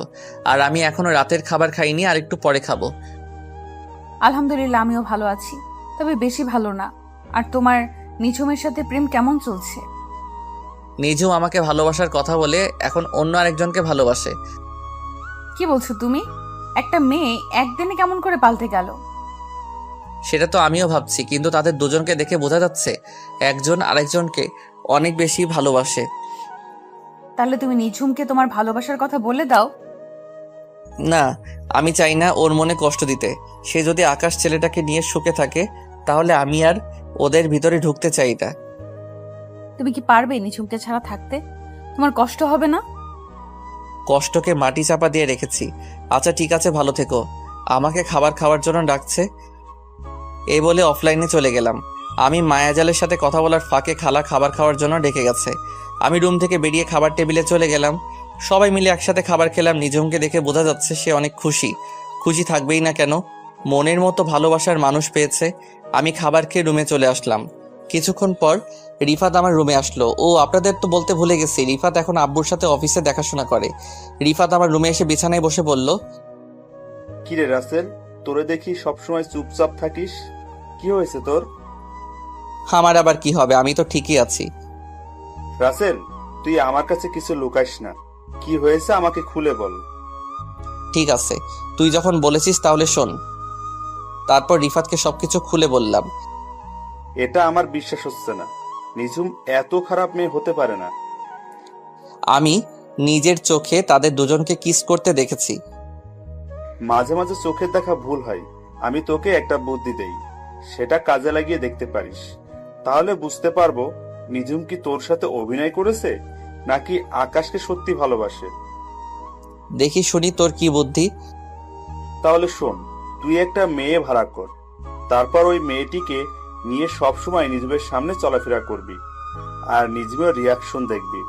মেয়েটার সাথে এমন ভাবে চলবি যেন বয়ফ্রেন্ড গার্লফ্রেন্ডের মতো লাগে, তারপর বোঝা যাবে। তোর কি মনে হয় এমনটা করলে সবকিছু বুঝতে পারবো তো? 109% কাজে লাগবে। তুই ট্রাই করে দেখ। ঠিক আছে, কালকে থেকে শুরু করব। তবে মেয়ে পাবো কোথায়? হোটেলে মেয়ের অভাব আছে নি, ওখান থেকে একটা ভাড়া করে নিয়ে আসবি। তাই বলে হোটেলের মেয়ে নিয়ে আসবো? আরে মা তো কিছুদিনের জন্য। ঠিক আছে, কালকে একটা মেয়ে হোটেল থেকে নিয়ে আসবো। এখন রুমে গিয়ে শুয়ে পড়। রিফাত ঠিক আছে বলে তার রুমে চলে গেল। আসলে রিফাতকে আমার পাশের রুমে দিছি, কারণ রিফাত সারা রাত নাক ডেকে ঘুমায়, তাই ওরে আমার পাশের রুমে দিছি। আপনারা আবার রিফাতকে বলে দিয়েন না। তো যাই হোক, পরের দিন সকালে সবার সাথে নাস্তা করে আমি বাসা থেকে বেরিয়ে একটা হোটেলে যাচ্ছি একটা মেয়ে ভাড়া করার জন্য। বাইক নিয়ে যাচ্ছি, হঠাৎ দেখি কিছু ছেলে একটা মেয়েকে ডিস্টার্ব করছে, তাই বাইকটা নিয়ে ওদের সামনে গেলাম। আমাকে দেখে ছেলেগুলো দৌড় দিয়ে পালিয়ে গেল। তখন মেয়েটি আমাকে বলল, আপনাকে অনেক ধন্যবাদ ভাইয়া, আপনি না আসলে ওই ছেলেগুলো আমার সাথে খারাপ কিছু করতো। তোমার নাম কি? বাসা কোথায়? ভাইয়া আমার নাম আখি, আমি কলেজে পাশের বস্তিতে থাকি। তোমার বাসা ওইদিকে, আর তুমি এদিকে কি করো? আসলে ভাইয়া, আমার একটা বান্ধবীর সাথে ওর বাসায় গিয়েছিলাম। ঠিক আছে, তুমি আমার বাইকের পিছনে ওঠো, আমি তোমাকে বাসায় পৌঁছে দিচ্ছি। সমস্যা নেই ভাইয়া, আমি হেঁটে হেঁটে যেতে পারবো। তুমি ভাবলে কেমন করে আমি তোমাকে একা একা যেতে দিব? বেশি কথা না বলে আমার বাইকের পিছনে ওঠো। আখি আর কোনো কথা না বলে আমার বাইকের পিছনে উঠলো। কিছুক্ষণ পর আখির বস্তিতে চলে আসলাম। আখি বাইক থেকে নেমে বস্তির ভিতরে চলে গেল। আমি আখির পিছনে তাদের বস্তির ভিতরে ঢুকলাম। ভিতরে ঢুকে দেখি ওই রিক্সা চালক চাচার পাশে আখি মন খারাপ করে বসে আছে, আর দুজন দুজনকে বলছে, কিরে আখি, তোর বান্ধবী চাল দিয়েছে? চাল না দিলে আজকে না খেয়ে থাকতে হবে। না বাবা, ওদের চাল নাকি শেষ হয়ে গেছে। আমি অসুস্থ না হলে আজকে না খেয়ে থাকতে হতো না। পকেটে একটা টাকাও নেই, ওষুধ আনতে পারছি না। ওই দিন একটা ছেলে কিছু টাকা দিছে, ওই টাকাগুলো বাসা ভাড়া দিয়ে দিছি। চাচা আর আখির কথা শুনে মনটা খারাপ হয়ে গেল। এত কষ্টে চাচার দিন কাটছে, আমি আর দাঁড়িয়ে না থেকে বস্তি থেকে বাইরে এসে মার্কেটে চলে গেলাম। তারপর এক বস্তা চাল, ডাল, আলু, পেঁয়াজ, রসুন, গরুর মাংস, ডিম, তেল ইত্যাদি বাজার করে বস্তিতে চলে আসলাম, আর ওদের জন্য কিছু খাবার নিয়ে আসলাম। তারপর একটা ট্যাক্সি করে সব বাজারগুলো নিয়ে বস্তিতে চলে আসলাম। ট্যাক্সি ড্রাইভার আর আমি বাজারগুলো তাদের বাসায় নিয়ে গেলাম। তখন আখি বলল, আরে ভাইয়া, আপনি এখানে? আর এই বাজার কার জন্য এনেছেন? এইসব বাজার তোমাদের জন্য। আমি তোমার পিছনে এসে সবকিছু শুনেছি, আর এখানে তোমার জন্য কিছু জামা নিয়ে এসেছি, আর তোমার আব্বুর জন্য ওষুধ আর এই পাঞ্জাবি আর লুঙ্গি নিয়ে আসলাম। বাবা, তোমার এই ঋণ কখনো শোধ করতে পারবো না। আপনি আমাদের জন্য এত কিছু করছেন কেন? ওই যে তুমি আমাকে ভাইয়া বলে ডাকছো, তাই তোমার ভাইয়া তোমাদের জন্য বাজার করে এনেছি। আর আখি, তুমি কি পড়াশোনা করো? এসএসসি পরীক্ষা দেইনি, কারণ আব্বু পরীক্ষার টাকা ম্যানেজ করতে পারে নাই। ঠিক আছে, আজকে থেকে এই তোমাদের সব দায়িত্ব আমার উপর। তোমাকে আবার ভর্তি করে দিব, ভাইয়া তোমার সবকিছু ঠিক করে দিব। আখি আমাকে জড়িয়ে ধরে কান্না করে দিল। তখন আমি বললাম, এই পাগলি, কান্না করছিস কেন? সুখের খবর শুনে কেউ কি কান্না করে নাকি? তারপর আখিকে নিয়ে তার স্কুলে আবার ভর্তি করিয়ে দিলাম, আর স্যারকে বলেছি এবারে পরীক্ষা আমার বোন দিবে, আপনি সবকিছু ব্যবস্থা করুন, যত টাকা লাগে আমি দিব। স্যার বলেছে ঠিক আছে। তারপর আখিকে বস্তিতে রেখে আমি বাসায় চলে আসলাম। বাইক পার্কিং করে সামনে যাকে দেখলাম তাকে দেখে তো আমি পুরো অবাক হয়ে গেলাম। সামনে যাকে দেখলাম সে আর কেউ নয়, আকাশ। কিন্তু আকাশ আমাদের বাসায় কেন? আমাকে দেখে আকাশ বলল, আপনি রাসেল চৌধুরী, তাই না? জি, আমি রাসেল চৌধুরী। আপনি আমাকে চিনেন? চিনি, নিজুম আমাকে আপনার কথা বলেছে। আমি আর নিজুম দুজন দুজনকে অনেক বেশি ভালোবাসি। খুব ভালো। তা আমাদের বাসায় কি মনে করে আসলেন? আসলে নিজুম আজকে থানায় যায়নি, তাই ওর খোঁজ খবর নিতে এসেছি। ও, তা কেন যায়নি থানায়? নিজুমের শরীরটা খারাপ লাগছে, তাই আজকে থানায় যায়নি। ও, তা আপনাদের ব্যবসা বাণিজ্য কেমন চলছে? আলহামদুলিল্লাহ, আপনার দোয়ায় ভালোই আছি। আচ্ছা ঠিক আছে, ভালো থাকবেন, আর একটু অফিসে যেতে হবে। আমি ঠিক আছে বলে দরজার সামনে দাঁড়িয়ে কলিং বেল চাপ দিলাম। কিছুক্ষণ পর খালা এসে দরজা খুলে দিল। বাসার ভিতরে ঢুকে নিজের রুমে চলে আসলাম। রুমে এসে বিছানায় শুয়ে মোবাইল টিপতে লাগলাম। কিছুক্ষণ পর দেখি নিঝুম আমার রুমে আসলো। নিঝুম আমার রুমে এসে বলল, সারাদিন কোথায় ছিলে? আকাশ আমাকে দেখতে বাসায় এসেছে, তোমার সাথে পরিচয় করে দিতে পারলাম না। পরিচয় করিয়ে দেওয়ার দরকার নেই, আমার সাথে দেখা হয়েছে এবং পরিচয় হয়েছে। তো আকাশের সাথে কথা বলে কেমন লাগলো? মানে আকাশ ছেলেটা তোমার কাছে কেমন লেগেছে? ভালোই। তা এখন বলুন, আমার রুমে কেন এসেছেন? আর আপনি আজকে থানায় যাননি কেন? কি হয়েছে আপনার? আসলে শরীরটা কেমন যেন খারাপ লাগছে। আমি কানাডা থেকে আসার পর কয়দিন আপনি থানায় গেছেন? আর না গেলে সমস্যা কি? আপনি তো আবার বিনা যোগ্যতায় এসআই হয়েছেন। তুমি আমাকে এইভাবে বলতে পারলে? আমি কিন্তু তোমার কথায় রাগ করেছি। আপনি আমার সাথে রাগ করলে আমার কি যেটা সত্যি সেটাই বললাম। তোমার সাথে কথা বলাই আমার ভুল হয়েছে। আমি গেলাম আমার রুমে। আপনাকে তো আমি ডাকি নাই, আপনি নিজে এসেছেন আমার রুমে। আমার কথা শুনে নিঝুম মুখ বাঁকিয়ে রুম থেকে বেরিয়ে গেল। আমি কিছুক্ষণ মোবাইল টিপে ওয়াশরুমে ঢুকে ফ্রেশ হয়ে খাওয়া দাওয়া করে নিজের রুমে এসে একটা ঘুম দিলাম। দেখতে দেখতে আরো সপ্তাহখানিক চলে গেল। রিফাতকে আব্বু একটা বাসা দিয়েছে। রিফাত তার আব্বু আম্মুকে নিয়ে নতুন বাসায় থাকে। আর নিঝুম ওই দিনের পর থেকে আমার সাথে তেমন কথা বলে না, আমিও নিঝুমের সাথে তেমন কথা বলি না। একদিন সকালে নাস্তা করে বাসার বাইরে আসলাম। নিঝুম আজকে সকাল সকাল থানায় চলে গিয়েছে। আমি বাইক নিয়ে আখির সাথে দেখা করতে যাচ্ছি। হঠাৎ একটা পার্কে আমার চোখ গেল। দেখি নিঝুমের মতো একটা মেয়ে পুলিশের জামা পরে বসে আছে একটা ছেলের সাথে। আমি বাইকটা নিয়ে তাদের একটু কাছাকাছি গেলাম। আমি ঠিকই ধরেছি, নিঝুম আর আকাশ একসাথে বসে গল্প করছে। তার মানে আজকে সকাল সকাল বাসা বেরিয়ে আকাশের সাথে দেখা করতে এসেছে। আমি আর কিছু না ভেবে আখির বাসায় চলে গেলাম। ও আপনাদের তো বলতে ভুলে গেছে, আখি আর আখির বাবাকে একটা নতুন বাসায় নিয়ে এসেছি। তো যাই হোক, আখির রুমের সামনে এসে কলিং বেল চাপ দিলাম। আখি এসে দরজা খুলে দিল। আমাকে দেখে আখি বলল, আসসালামু আলাইকুম ভাইয়া, কেমন আছো? বাইরে দাঁড়িয়ে আছো কেন? ভেতরে আসো। ওয়ালাইকুম আসসালাম। আলহামদুলিল্লাহ আমি ভালো আছি। আর আমি এখন ভিতরে যাব না, তোমাকে ওই দিন যে নতুন জামা কিনে দিয়েছি ওইগুলো পরে বাহিরে আসো, ভাইয়া তোমাকে নিয়ে এক জায়গায় যাব। আখি ঠিক আছে বলে রুমের ভিতরে চলে গেল। কিছুক্ষণ পর আখি বেরিয়ে আসলো। আখিকে একটা নীল রঙের জামা কিনে দিয়েছিলাম। নীল জামায় আখিকে অনেক সুন্দর লাগছে। তারপর আখিকে বাইকে করে নিয়ে পার্কে চলে আসলাম। পার্কে এসে দেখি নিঝুম এখন আকাশের সাথে বসে বসে গল্প করছে। আমি বাইক পার্কিং করে আখিকে নিয়ে পার্কের ভিতরে গেলাম। নিঝুম আর আকাশের থেকে একটু দূরে বসলাম। আর আখিকে রাস্তায় সবকিছু বুঝিয়ে দিছি কেমন অভিনয় করতে। আখি তার মতো করে অভিনয় করতে লাগলো। হঠাৎ পিছন থেকে নিঝুম আমাকে বলল, রাসেল, তোমার সাথে এই মেয়েটাকে? আর তোমরা দুজন পার্কে বসে কি করছো? আপনি জানেন না একটা ছেলে একটা মেয়ে পাশে বসে কি করে? তার মানে তুমি এই মেয়েটাকে ভালোবাসো? আপনি ঠিকই ধরেছেন। আমরা দুজন দুজনকে অনেক বেশি ভালোবাসি। আর আখিও আমাকে অনেক বেশি ভালোবাসে। ও, তার মানে তুমি আমাকে যে মেয়ের কথা বলেছো এই সেই মেয়ে? হ্যাঁ, আখি আমাকে অনেক আগে থেকেই ভালোবাসে, কিন্তু আমি তাকে সবসময় ফিরিয়ে দিয়েছি। কিন্তু পরে বুঝলাম মেয়েটা আমাকে সত্যি অনেক ভালোবাসে। ও আচ্ছা, ঠিক আছে, তোমরা সুখী থেকো, এই দোয়া করি। এই বলে নিঝুম চোখ মুখ কালো করে পার্ক থেকে বেরিয়ে গেল। নিঝুম মন খারাপ করলা কেন? তার মানে নিঝুম আমাকে ভালোবাসে না? না, নিঝুম যদি সত্যি আমাকে ভালোবাসতো তাহলে ওই দিন আকাশকে কিস করলো কেন? না, আমার মাথায় কিছুই ঢুকছে না। আমি আর আখি আরো কিছুক্ষণ গল্প করে আখিকে বাসায় নামিয়ে দিয়ে আমি বাসায় চলে আসলাম।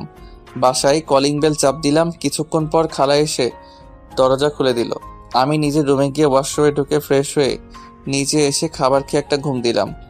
বিকালে বাসার একটু বাহিরে গেলাম, একটা কাজ ছিল। কাজটা শেষ করে আস্তে আস্তে অনেক রাত হয়ে গেছে। বাইক নিয়ে বাসা আসার সময় হঠাৎ দেখি একটা গাছের বড় ঢাল রাস্তায় পড়ে আছে। আর আমার বাইকের টান ছিল অনেক বেশি। আমি ব্রেক কন্ট্রোল করতে না পেরে ঢালের সাথে মেরে দিই। তারপর আমার আর কিছু মনে নেই। আমি চোখ খোলার পর নিজেকে একটা হাসপাতালে অনুভব করি। কিন্তু হঠাৎ দেখি একটা মেয়ে আমার হাত ধরে বসে আছে। আমি মেয়েটার থেকে হাতটা সরিয়ে নিলাম। তারপর মেয়েটি আমার দিকে ঘুরলো। তখন আমি তাকে দেখে তো আরো বেশি অবাক হলাম। আপনারা ঠিকই ধরেছেন, ও আর কেউ নয়, নিঝুম। নিঝুম আমাকে দেখে বলল, রাসেল, তোমার জ্ঞান ফিরেছে? তোমার আজকে 2 দিন পর জ্ঞান ফিরেছে। তুমি শুয়ে থাকো, আমি বাসায় ফোন দিয়ে বলে দিচ্ছি। আচ্ছা, আমার কি হয়েছে? আমি হাসপাতালে কেন? গতকাল রাতে তোমার আসতে দেরি দেখে আমি তোমাকে খুঁজতে বের হয়েছি। তোমার মোবাইল অনেকবার ফোন দিছি, কিন্তু তোমার মোবাইল বন্ধ বলেছে, তাই আমি নিজে বেরিয়ে পড়লাম। হঠাৎ রাস্তার পাশে দেখে তুমি পড়ে আছো, তোমার পুরো শরীরে রক্তে ভেজা ছিল। আমি তাড়াতাড়ি করে তোমাকে হসপিটালে নিয়ে আসি। তোমার মাথায় প্রচন্ড আঘাত লাগার কারণে অনেক রক্ত বের হয়েছে। আর আজ 2 দিন পর তোমার জ্ঞান ফিরেছে। ডাক্তার বলেছে 72 ঘন্টার মধ্যে জ্ঞান না ফিরে আসলে তুমি কোমায় চলে যাবে, কিন্তু আল্লাহর রহমতে তোমার 48 ঘন্টার মধ্যেই জ্ঞান ফিরেছে। আসলে আমি আমার এক বন্ধুর বাসায় গিয়েছিলাম। ওর বাসায় একটা কাজ ছিল, কাজটা শেষ করে আসতে অনেক রাত হয়ে গেছে। বাইক জোরে চালিয়ে আসছিলাম, হঠাৎ গাছের ডালটা চোখের সামনে পড়ে। নিজের বাইকের ব্রেক কন্ট্রোল করতে পারি নাই, তারপর আর কিছু মনে নেই। হয়েছে, এখন ছোট বাচ্চার মতো শুয়ে থাকো, আমি বাসায় সবাইকে ফোন দিয়ে বলছি। এই বলে নিঝুম বাসায় ফোন দিল, তারপর সবাইকে ফোন দিয়ে বলল আমার জ্ঞান ফিরেছে। তবে একটা জিনিস খেয়াল করলাম, নিঝুমের চোখ মুখ লাল হয়ে আছে, মনে হয় সারা রাত ঘুমাই নাই। তো যাই হোক, আধা ঘন্টা পর দেখি আব্বু আম্মু হাসপাতালে চলে এসেছে। আব্বু আম্মু একটার পর একটা কথা বলে যাচ্ছে, আমি কিছুই বলতে পারছি না, আমার মাথা ব্যথা করছে। তাই আজ 5 দিন পর আমাকে বাসায় নিয়ে আসলো। আমি এখন মোটামুটি সুস্থ আছি, পুরোপুরি সুস্থ হতে 1 মাস লাগবে। সবাই আমাকে ধরে নিজের রুমে এনে বিছানায় শুয়ে দিল। আমাকে রেস্ট নিতে বলে সবাই যার যার রুমে চলে গেল। আমি চোখ বন্ধ করে শুয়ে থাকলাম। হঠাৎ চোখ খুলে যেটা দেখলাম তার জন্য মোটেও প্রস্তুত ছিলাম না। আপনারা কি ভাবছেন নিঝুম? আরে না, ও আর কেউ নয়, আমার কলিজার টুকরো বোন রাইসা। কিন্তু রাইসা কখন হোস্টেল থেকে আসলো? আমি রাইসার মাথায় হাত রাখতেই রাইসা চোখ খুলে কান্না করতে লাগলো। তখন আমি রাইসাকে বললাম, কি রে রাইসা, কেমন আছিস? কখন আসলি বাসায়? আর তুই কান্না করছিস কেন? আমি কিছুক্ষণ আগে এসেছি, আমাকে রিফাত ভাইয়া সবকিছু ফোন দিয়ে বলেছে। কান্না করিস না, আমি ঠিক আছি। তারপর রাইসা কান্না বন্ধ করলো। কিছুক্ষণ নিঝুম খাবার নিয়ে এসেছে। তখন নিঝুম বলল, এবার 2 ভাই বোন কথা বন্ধ করে খাবার খেয়ে নাও। রাইসা তুই ফ্রেশ হয়ে আয়, আজকে তুই নিজ হাতে ভাইয়াকে খাইয়ে দিবি। আমার কথা শুনে রাইসা ওয়াশরুমে চলে গেল। নিঝুমের দিকে তাকিয়ে দেখি মুখটা কালো করে ফেলেছে। কিছুক্ষণ পর রাইসা ওয়াশরুম থেকে বেরিয়ে এসে একটা খাবার প্লেট হাতে নিয়ে আমাকে খাইয়ে দিতে লাগলো।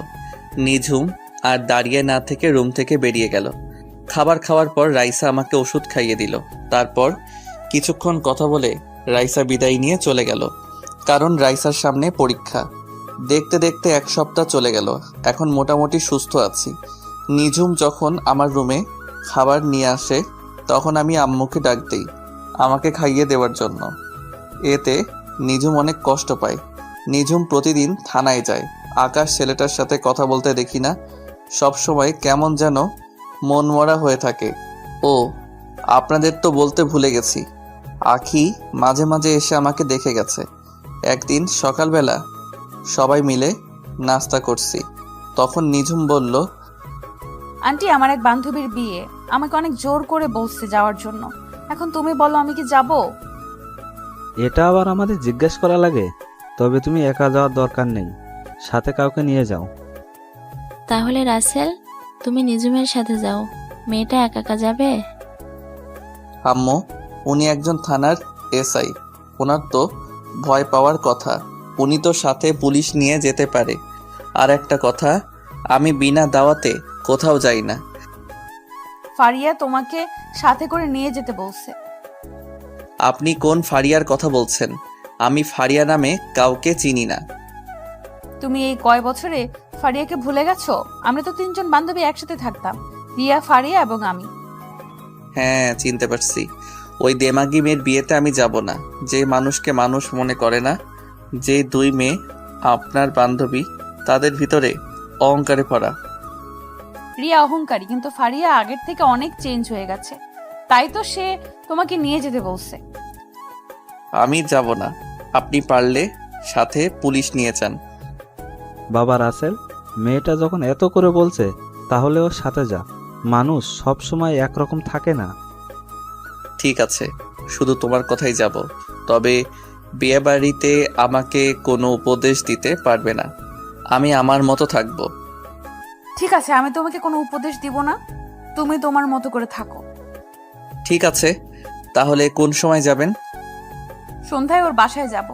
আমি থানায় বলে আসতে হবে এবং সব কিছু তাদের বুঝিয়ে দিয়ে আসতে হবে।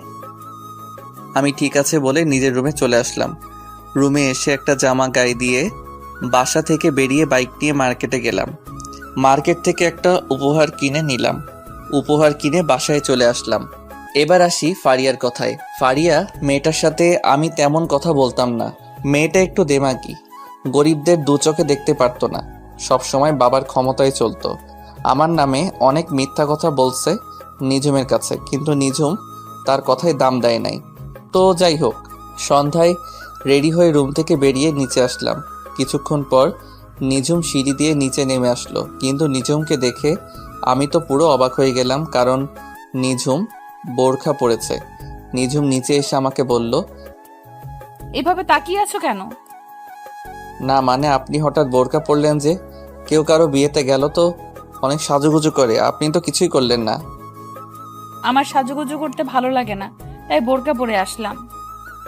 এটা কবে থেকে? আমি তো আজকে প্রথম আপনাকে বোরখা পরতে দেখলাম। আমি আজকে থেকে সব সময় বোরকা পরে বের হব। তাহলে কি ডিউটির সময় বোরখা পরে থাকবেন নাকি? ও ডিউটির সময় সব সময় যতটুকু সম্ভব মেনটেন করে চলবো।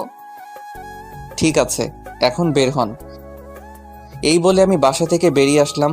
আব্বু আগেই বলে দিয়েছে গাড়ি নিয়ে যেতে, তাই আব্বুর নতুন গাড়িটা বের করলাম। নিঝুম বাসা থেকে বেরিয়ে গাড়িতে উঠলো। আমি গাড়ি চালাতে লাগলাম। তখন আমি নিঝুমকে বললাম, আচ্ছা, কিছুদিন ধরে লক্ষ্য করলাম আকাশ ছেলেটার সাথে আপনি কথা বলেন না, সব সময় কেমন যেন মন মরা হয়ে থাকেন। আপনি চাইলে তো আকাশকে সাথে করে নিয়ে যেতে পারতেন। আকাশের সাথে আমার ব্রেকআপ হয়ে গেছে। আকাশ ছেলেটার চলাচল আমার কাছে ভালো লাগে না। হঠাৎ কি এমন হলো যে আকাশ ছেলেটাকে আপনার ভালো লাগে না? আপনি তো তাকে অনেক বেশি ভালোবাসেন। সেটা অনেক কাহিনী, তোমাকে পরে এক সময় বলবো। তা আখির সাথে তোমার প্রেম কেমন চলছে? সেটা চলছে ভালোই। মেয়েটা সত্যি অনেক ভালো, আমার খোঁজ খবর নেয় সব সময়। ওর মতো মেয়েই হয় না। নিঝুম আর কোনো কথা বলল না, চুপ করে বসে আছে। আমিও আমার মতো করে গাড়ি চালাতে লাগলাম। কিছুক্ষণ পর ফারিয়াদের বাসায় চলে আসলাম। বাড়িটা অনেক সুন্দর করে সাজিয়েছে। নিঝুম গাড়ি থেকে নেমে দাঁড়ালো। আমি গাড়ি পার্কিং করে নিঝুমের সাথে ভিতরে গেলাম। হঠাৎ কোথা থেকে ফারিয়া দৌড়ে এসে নিঝুমকে জড়িয়ে ধরলো। তারপর বলতে লাগলো, কি রে, কেমন আছিস? তোর আসতে এত দেরি হলো কেন?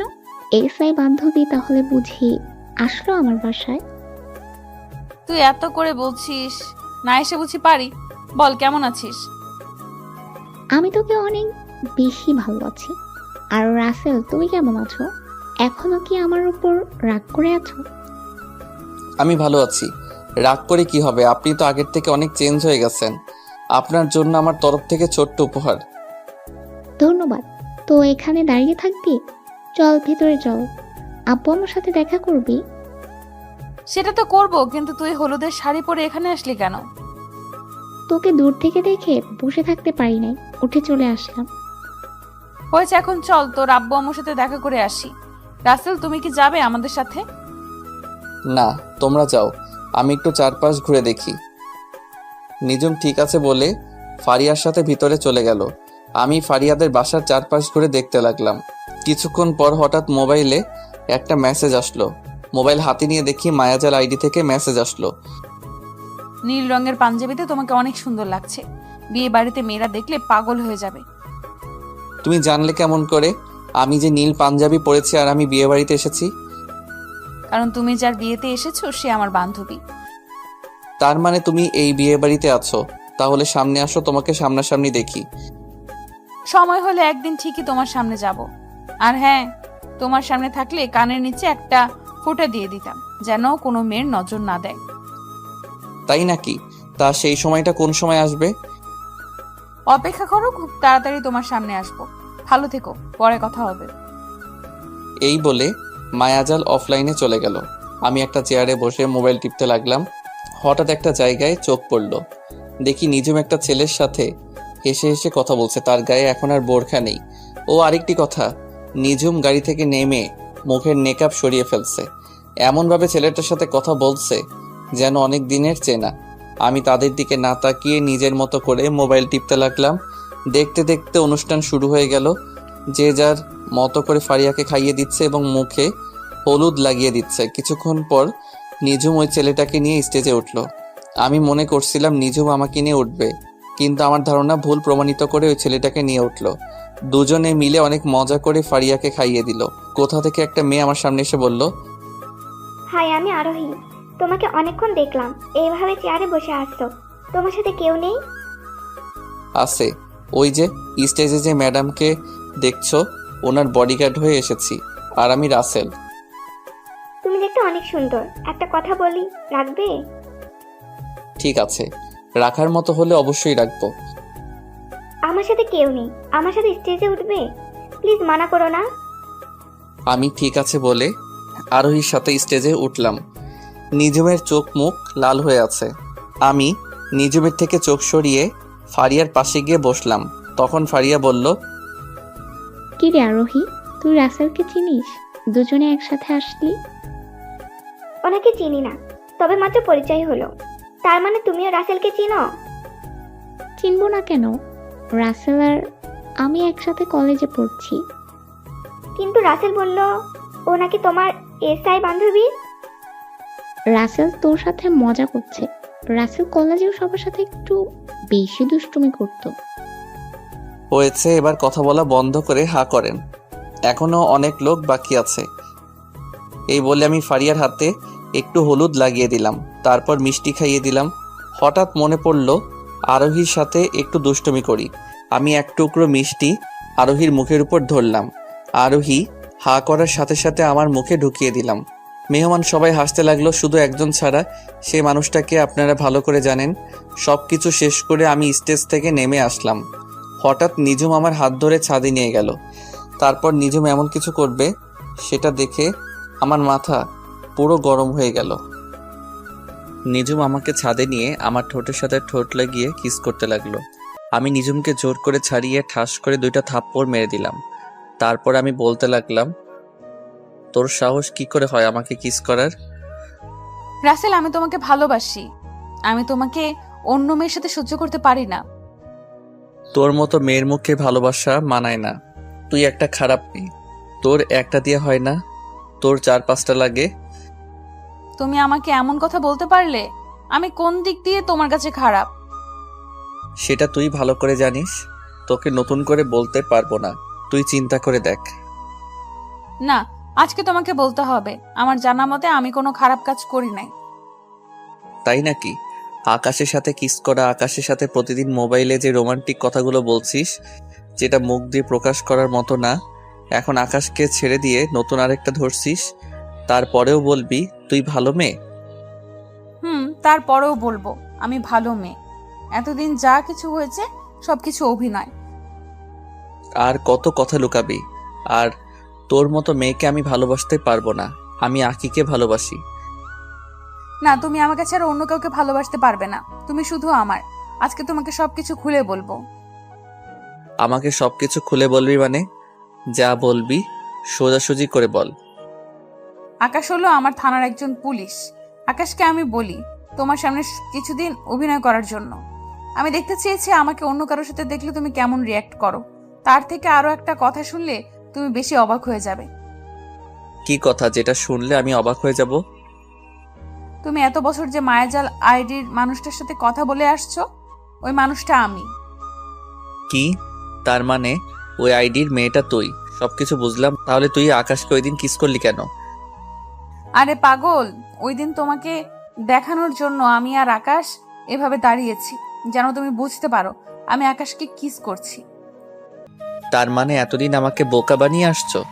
আমাকে এতদিন কষ্ট দিছো। যে মেয়ে আমাকে কষ্ট দিতে পারে সে কখনো আমার ভালোবাসা পাবে না। সরি রাসেল, এরকম কষ্ট আর কখনো তোমাকে দিব না। কিন্তু আমি তো আকিকে ভালোবাসি, তাই তোমাকে ভালোবাসা আমার পক্ষে সম্ভব নয়। তাই না? আখির সাথে তোমার কেমন পরিচয় সেটা আমি জেনে গেছি। আখি আমাকে সব কিছু গতকাল বলেছে। আমাকে একটু শক্ত করে জড়িয়ে ধরবে? তোমাকে জড়িয়ে ধরে আবার কিস করতে মন চাইছে। তো করো, আমি তোমাকে মানা করছি? বলতে দেরি, আমি নিঝুমকে জড়িয়ে ধরে কিস করতে লাগলাম। কিছুক্ষণ পর ছেড়ে দিলাম। দুজনে হাঁপাতে লাগলাম। তারপর দুজনে নিচে চলে আসলাম। আমাকে একটা থাকার রুম দেওয়া হয়েছে, যেটা ফারিয়ার পাশের রুম। নিঝুম ফারিয়ার সাথে ঘুমিয়েছে। সকালবেলা বুকটা কেমন যেন ভারী লাগছে। চোখ খুলে দেখি নিঝুম আমাকে জড়িয়ে ধরে শুয়ে আছে। ঘুমন্ত অবস্থায় নিঝুমকে অনেক সুন্দর লাগছে। আমি নিঝুমের কপালে একটা চুমু দিলাম। সাথে সাথে নিঝুমের ঘুম ভেঙে গেল। তখন নিঝুম বলল, আমি কিন্তু ঘুমিয়ে নেই। তার মানে তুমি জেগে আছো? তো তুমি কোন সময় আমার রুমে আসলে? কিছুক্ষণ আগে তোমার রুমে এসেছি, কিন্তু তোমাকে ঘুমন্ত অবস্থায় অনেক সুন্দর লাগছে, তাই না ডেকে তোমাকে জড়িয়ে ধরে শুয়ে পড়লাম। হয়েছে, এখন ওঠো, কেউ রুমে চলে আসবে। তোমাকে জড়িয়ে ধরে থাকতে আমার ভালোই লাগছে, আর একটু থাকো না। আর থাকা লাগবে না। বাসায় যাওয়ার পর যা করার করো। এটা কিন্তু বিয়ে বাড়ি। তার থেকে বড় কথা, আমাদের এখনো বিয়ে হয়নি। বিয়ে হয়নি তো কি হয়েছে? চলো আমরা দুজনে কাজী অফিসে বিয়ে করে ফেলি। মাথা খারাপ? আমি বাবা মায়ের একমাত্র সন্তান। বড় করে ধুমধাম করে তোমাকে বিয়ে করব। কিন্তু তোমার আব্বু আম্মু যদি মেনে না নেয় তখন কি করবে? আমার আব্বু আম্মু কখনো আমার কথা ফেলে নাই। আমার বিশ্বাস তারা রাজি হবে। তাই যেন হয়। আমি তোমাকে ছাড়া থাকতে পারবো না। ঠিক আছে, এখন তুমি ফারিয়ার কাছে যাও, আমি ফ্রেশ হয়ে আসছি। নিঝুম ঠিক আছে বলে আমার কপালে একটা চুমু দিয়ে রুম থেকে বেরিয়ে গেল। আমি আর বসে না থেকে ওয়াশরুমে চলে গেলাম। ফ্রেশ হয়ে রুম থেকে বেরিয়ে দেখি বাসা ভর্তি মেহমান। হঠাৎ আরোহী কোথা থেকে আমার সামনে এসে বলল, তুমি এখানে দাঁড়িয়ে আছো কেন? নাস্তা করেছো? মাত্র ফ্রেশ হয়ে বেরিয়ে আসলাম। আচ্ছা, গতকাল রাতে নিঝুম আপু তোমার হাত ধরে টেনে নিয়ে গেল কেন? আসলে তোমাকে নিঝুম আপু আমাকে ভালোবাসে তো, তাই তোমার সাথে সহ্য করতে না পেরে আমাকে ছাদে নিয়ে গেছে। কি? নিঝুম আপু আর তুমি দুজন দুজনকে ভালোবাসো? তার মানে মনের কথা বলার আগেই ছ্যাঁকা খেলা? কি বলছো তুমি? আমি তো কিছুই বুঝতে পারি নাই। আসলে তোমাকে প্রথম দেখায় আমার অনেক ভালো লাগছে। ভেবেছিলাম ফারিহা আপুর বিদায়ের পর তোমাকে প্রপোজ করব, কিন্তু প্রপোজ করার আগে ছ্যাঁকা খেয়ে গেলাম। আহারে বেচারি, থাক, দুঃখ করো না। দেখবে তুমি আমার থেকে আরো ভালো ছেলে পাবে। ঠিক আছে, দোয়া করো আমার জন্য। এই বলে আরোহী আমার সামনে থেকে চলে গেল। হঠাৎ পিছন থেকে নিঝুম বলল, সত্যিটা বলার জন্য তোমাকে অনেক ধন্যবাদ। আমি আবার কি সত্যি বললাম? ওই যে তুমি আমাকে ভালোবাসো, সেটা আরোহীকে বলার জন্য। আমি এমনিতেই মিথ্যা কথা বলি না, সেটা তুমি ভালো করে জানো। জানি রাসেল সাহেব। এখন কথা না বলে আমার সাথে চলো, নাস্তা করবে। আমি ঠিক আছে বলে নিঝুমের সাথে যেতে লাগলাম। নিঝুম আমাকে নিয়ে একটা রুমে আসলো। রুমে এসে দেখি অনেক আইটেমের নাস্তা একটা টেবিলের উপর সাজিয়ে রেখেছে, আর দুজনে বসে নাস্তা করে নিলাম। দেখতে দেখতে দুলা আসার সময় হয়ে গেছে। আমি একটা নীল রঙের শার্ট গায়ে পরলাম, আর নিঝুম নীল রঙের শাড়ি পরেছে। আমার আর নিঝুমের দিকে সবাই তাকিয়ে আছে, আর একজন আরেকজনকে বলছে দুজনকে ভালোই মানিয়েছে। দুলা চলে এসেছে। দুলা তার সব কাজ শেষ করে স্টেজে উঠল। হঠাৎ একটা জায়গায় একজনকে মাথা পুরো গরম হয়ে গেল। আমি মনে মনে বলতে লাগলাম, ও এখানে কেন?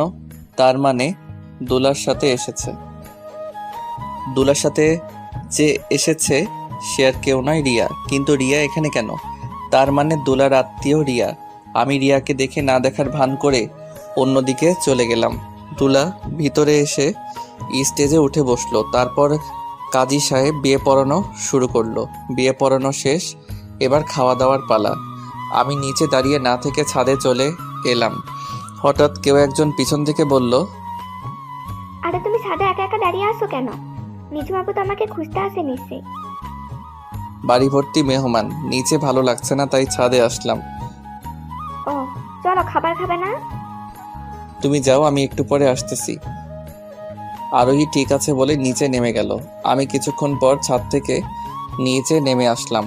হঠাৎ নিঝুম আমার সামনে এসে বলল, তুমি এত কোথায় ছিলে? সে কখন থেকে তোমাকে খুঁজছি আমি।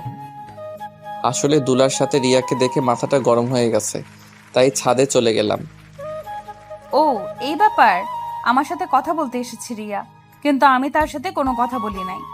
ফারিয়া তো রিয়াকে দেখে এমনিতেই রেগে গেছে, আর রিয়া হচ্ছে দুলার মামাতো বোন। থাক ওসব কথা, তুমি খাবার খেয়েছো? তোমাকে রেখে আমি একা কিভাবে খাবো বলো? চলো দুজনে একসাথে খাবো। আমি ঠিক আছে বলে নিঝুম আর আমি দুইটা চেয়ার টেনে বসলাম। তারপর দুজনে একসাথে খাবার খেলাম। রিয়া নাকি খাবার খেয়ে চলে গেছে। আস্তে আস্তে সবকিছু শেষ, এখন বিদায়ের পালা। ফারিয়া সবাইকে ধরে অনেক কান্নাকাটি করছে। ফারিয়াকে বিদায় দিয়ে আমি আর নিঝুম বাসায় চলে আসলাম। দেখতে দেখতে 1 মাস চলে গেল। আমি এখন আব্বুর অফিস দেখাশোনা করি, আমাকে কাজে রিফাত হেল্প করে। আব্বু এখন বাসায় থাকে, নিঝুম এখন নিয়মিত থানায় যায়। নিঝুম আর আমার ভালোবাসা আগের মতোই আছে। প্রতিদিন সকালে আমার কপালে একটা চুমু দিয়ে ঘুম থেকে উঠাই। দুজনে একসাথে বাসা থেকে বেরিয়ে আসি। নিঝুমকে থানায় নামিয়ে দিয়ে আমি অফিসে আসি। আজকে অফিসে তেমন কাজ নেই, তাই নিঝুমকে একটা ফোন দিলাম। 2-3 বার রিং হওয়ার পর ধরলো। তখন আমি বললাম, ওই তুমি আমার ফোন ধরতে এত দেরি করলে কেন? কোথায় তুমি এখন? সরি, আমি একটা আসামি নিয়ে ব্যস্ত ছিলাম। আসামিটা একটা মেয়েকে ধর্ষণ করে মেরে ফেলছে, তাই ওইটাকে ধরে থানায় দিয়ে আসলাম। ও, তা তুমি কি এখন ফ্রি আছো? এখন ফ্রি আছি, বলো কি বলবে? অফিসে তেমন কাজ নেই, তাই ভাবছিলাম দুজনে আজকে বাইরে লাঞ্চ করব। ঠিক আছে, তুমি থানায় এসে আমাকে নিয়ে যাও। আমি ঠিক আছে বলে রিফাতের কেবিনে গিয়ে তাকে বলে অফিস থেকে বেরিয়ে গাড়ি নিয়ে সোজা নিঝুমের থানার সামনে চলে আসলাম। গাড়ি পার্কিং করে থানার ভিতরে চলে গেলাম। থানার ভিতরে ঢোকার সাথে সবাই আমাকে সালাম দিতে লাগলো। আসলে সবাই আমাকে চিনে, সেজন্য। আমি থানার ভিতরে ঢুকে নিঝুমের কেবিনের সামনে গিয়ে বললাম, আমি কি ভিতরে আসতে পারি SI ma'am? Sorry, SI ma'am এখন বিজি আছে, অনুগ্রহ করে কিছুক্ষণ অপেক্ষা করুন। আমাকে দেখে নিঝুম হাসতে হাসতে কথাগুলো বলল। তখন আমি ভিতরে ঢুকে বললাম, সরি ম্যাম, আমার একটু তাড়া আছে, কাজটা রেখে আমাকে একটু সময় দেন। কিন্তু মিস্টার, থানা তো আপনার কথা মতো চলে না। তাই নাকি? তাহলে তো যা করার আমাকেই করতে হবে। এই বলে আমি নিঝুমের হাতটা ধরে টানতে টানতে থানা থেকে বাহির করে গাড়ির ভেতরে নিয়ে আসলাম। থানার সবাই আমার কাহিনী দেখে হাসতে লাগলো। নিঝুম লজ্জা পেয়ে মাথা নিচু করে ফেলল। তো ম্যাম, আপনি তো আর থানার ভিতরে নেই, এখন আপনি কার কথা মতো চলবেন? এখন আমার এই জানটার কথা মতো চলবো। এবার তাহলে লক্ষ্মী মেয়ের মতো বসে থাকেন। এই বলে আমি গাড়ি নিয়ে একটা রেস্টুরেন্টের সামনে গিয়ে দাঁড়ালাম। গাড়ি থেকে নেমে দুজনে রেস্টুরেন্টের ভিতরে গেলাম। খাবার খেয়ে নিঝুমকে থানায় নামিয়ে দিয়ে আমি অফিসে চলে আসলাম। দেখতে দেখতে আরও 1 মাস চলে গেল। আমি এখন একটা গোডাউনের ভিতরে বসে আছি। কিছুক্ষণ পর আমার লোক রিয়া এবং মেয়র বেঁধে আমার সামনে নিয়ে আসলো। তখন রিয়া আমাকে দেখে বলল, রাসেল তুমি এখানে? আমাকে আর বাবাকে ধরে নিয়ে এসেছো কেন? তুই জানিস না আমার বাবা একজন মেয়র? আমি সব জানি। আমার কয়টা মাস চলে গেছে তোদের ধরতে। অনেক চেষ্টা করেছি ধরার জন্য, দিনরাত অনেক পরিশ্রম করছে, কিন্তু পারি নাই। আজকে সফল হয়েছি। তুই আমাদের এখানে ধরে এনেছিস কেন? তুই জানিস আমার একটা ফোনে তোকে দুনিয়া থেকে বিদায় করে দিতে পারি। সেটা আপনি কখনো পারবেন না। আর আপনি হয়তো এটা জানেন না, আপনি মেয়ের হয়ে যা সম্পদ আছে তার থেকে 3 ডাবল সম্পদ আমাদের আছে, কিন্তু তা নিয়ে আমরা কখনো অহংকার করি না। তাহলে আমাদের এখানে ধরে এনেছিস কেন? কারণ আপনি এবং আপনার মেয়ে অনেক বড় অপরাধ করছেন, সেটার প্রতিশোধ নিতে আপনাদের এখানে ধরে আনা হয়েছে। প্রতিশোধ নিতে মানে? আমরা তোর সাথে কি করেছি? আমার সাথে করিস নাই, তুই এবং তোর বাপ মিলে রিফাত এবং রিফাতের আব্বুর সাথে কি করছিস একটু ভেবে দেখতো। যা করেছি রিফাতের সাথে করেছি, তোর সাথে তো কিছু করিনি। তুই আমাদের ধরে এনেছিস কেন? রিফাতের সাথে করা মানে আমার সাথে করা এক কথা, কারণ রিফাত আমার কলিজার টুকরা বন্ধু। তোরা বাপ মেয়ে মিলে ওদের যে অবস্থা করছিস, সেটা এখন আমি তোদের সাথে করব। ওসব কিছু ভুলে যাও, এখন বলো তুমি কত টাকা চাও, আমি তোমাকে তাই দিব। আমার না টাকার লোভ নেই, আমি আপনাদের কাছে অন্য একটা জিনিস চাইবো, দিবেন? তুমি কি চাও বলো, তুমি যা চাইবে আমি সেটাই দিব। আমি বেশি কিছু চাই না, শুধু এখানে আপনার মেয়েকে একটা সই দিতে বলবেন, এইটুকু, আর কিছু না। এই কাগজে কি লেখা আছে? তেমন কিছু না, তুই আর তোর বাপ মিলে রিফাত থেকে যে সম্পদগুলো লিখে নিছিস সেগুলো ফিরিয়ে দিবি, এতটুকুই, আর কিছু নয়। আমি মরে গেলেও কখনো সই করব না। আমি জানতাম তুই এমনটা করবি, তাই অন্য ব্যবস্থা করেছি। ভাইয়েরা, আপনারা কাজটা শুরু করে দেন। আমি আমার লোকগুলোকে বললাম, তারা মেয়রকে কারেন্টের চেয়ারে বসিয়ে শট দিতে লাগলো। মেয়রের তো লাফালাফি শুরু হয়ে গেল। এটা দেখে রিয়া বলল, প্লিজ রাসেল, আমার বাবার সাথে এমনটা করিস না। তুই বল আমাকে কোথায় সই করতে হবে। আমি রিয়াকে কাগজটা এগিয়ে দিলাম। রিয়া সই করে দিল। এতক্ষণ যা কিছু হয়েছে সব কিছু ভিডিও করা হয়েছে। তারপর রিয়া এবং তার বাপকে রেখে আমরা সবাই চলে আসলাম। পরের দিন আমি মন্ত্রীর সঙ্গে দেখা করলাম, ভিডিওটা দেখালাম। মন্ত্রী সাথে সাথে রিয়ার আব্বুকে মেয়র থেকে বহিষ্কার করে দিল। তাদের বাড়ি গাড়ি ব্যাংক ব্যালেন্স সব কিছু নিয়ে নিল এবং রিফাতদের সব কিছু ফিরিয়ে দিল। আমি যে এত কিছু করছি এটা এখনো কেউ জানে না। 1 সপ্তাহ পর রিফাতের আব্বু আম্মুকে তাদের সব কিছু ফিরিয়ে দিলাম। রিফাত এখন তার বাবার অফিস দেখাশোনা করে। আমি আমাদেরটা খুব সুন্দরভাবে চলছে এখন সব কিছু। রাতে সবাই মিলে খাবার খাচ্ছি, তখন বাবা বলল, সব কিছু তো ঠিকঠাক চলছে, এবার 2 হাত এক করে দেওয়ার পালা। তুমি কি বলো রাসেলের আম্মু? তুমি ঠিকই বলেছ, এবার 2 হাত এক করে দেওয়ার পালা। তাহলে তুমি একটা দিন তারিখ করে ফেলো। আব্বু আম্মু, আমি তো কিছুই বুঝতে পারছি না, তোমরা কিসের কথা বলছো? আমি আর তোর আব্বু সব কিছু জানি। নিজুম আর তুই দুজন দুজনকে ভালোবাসিস, তাই ভাবছি লুকিয়ে লুকিয়ে আর প্রেম ভালোবাসা করতে হবে না। তার চেয়ে ভালো দুজনের হাত এক করে দিই। নিজুম আম্মুর কথা শুনে বসা থেকে উঠে রুমে চলে গেল। আমিও আর বসে না থেকে রুমে চলে আসলাম। আমাদের দুজনকে এভাবে চলে যেতে দেখে আব্বু আম্মু দুজনেই হাসতে লাগলো। আজ আমার আর নিজুমের বিয়ে হয়ে গেছে। খুব ধুমধাম করে বিয়েটা হয়েছে। বাংলাদেশের নামি দামি সব লোকজন এসেছে। রিফাতের আব্বু আম্মু এবং ফারিয়া এবং তার জামাইও এসেছে। রিফাত আর আরোহী মিলে আমার বাসরঘর সাজিয়েছে, তাই ওরা দুজন আমার রুমের সামনে দাঁড়িয়ে আছে। তখন রিফাত বলল, জামাইবাবু, আমাদের পাওনা দিয়ে তারপর ভিতরে ঢুকতে হবে। বন্ধু আজকে নাই, পরে দিব। আমার বউটা ভিতরে একা একা বসে আছে, আগে বাসর ঘরে বিলাইটা মেনে নেই। বিলাই মারবেন, আরো কত কিছু করতে পারবেন। আগে আপনাদের পাওনার 50,000 টাকা দিয়ে দেন। বড়লোক মানুষ তো, এত বেশি চাইনি। কি 50,000? তারপরে বলছিস বেশি চাসনি? আরোহী তো ঠিকই বলেছে, 50,000 তো বেশি তো আর চাইনি। ইরে, তোদের দুই জনের পরিচয় এত মিলে গেছিস, তোরা কিন্তু মনে রাখবি আমারও দিন আসবে, তখন কিন্তু 1 লাখের নিচে ভিতরে ঢুকতে দিব না। তোকে তো বিয়েতে দাওয়াত দিব না। আমি বিনা দাওয়াতে চলে যাব। দূর, এত কথা না বলে টাকা বের করো আর ভেতরে যাও। কি আর করার, মানি ব্যাগ থেকে কার্ডটা বের করে দিয়ে ভিতরে ঢুকে দরজা লাগিয়ে দিলাম। কার্ডটা দেওয়ার পর দুজনে আর একটা কথাও বলে নাই। তারা ভালো করে জানে আমার কার্ডে 50,000 টাকার বেশি থাকে। দরজা লাগিয়ে ভিতরে ঢুকে সামনে যাওয়ার পর যেটা দেখলাম সেটা দেখে আমার গলা শুকিয়ে গেল। সামনে তাকিয়ে দেখি নিঝুম পিস্তল নিয়ে আমার দিকে ধরে আছে। তখন আমি বললাম, কি ব্যাপার, তুমি আমার দিকে এইভাবে পিস্তল ধরে আছো কেন? হারামজাদা, বাসর ঘরে ঢুকতে তোর এত সময় লাগে কেন? ওরা যা চাইছে তা দিয়ে চলে আসতে। তুমি জানো ওরা আমার কাছে থেকে কত টাকা চাইছে? জানি, আমি সবকিছুর ভেতর থেকে শুনেছি।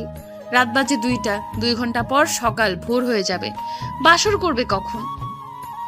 আমার ওই 2 ঘন্টা যথেষ্ট, এর থেকে বেশি সময় নিব না। কিন্তু তোমাকে তো আজকে বাসর করতে দিব না। তুমি ভেতরে দেরি করে এসেছো, তাই আজকে পুরো রাত আমার পা টিপতে হবে তোমাকে। সরি কলিজা, এই রাতের জন্য মাফ করে দাও। এই রাত একবার আসে। আমি কোনো কথা শুনতে চাই না। ওয়াশরুমে ঢুকে অজু করে আসো। দুজনে আগে 2 রাকাত নফল নামাজ আদায় করে আসি। কি আর করার, এসআই বউ বলে কথা। অজু করে দুজনে 2 রাকাত নফল নামাজ আদায় করলাম। নিঝুম বিছানায় শুয়ে পড়ল আর আমাকে বলল তার পা টিপে দেওয়ার জন্য। আমি বিছানায় উঠে নিজমের পা দুটো টিপতে লাগলাম।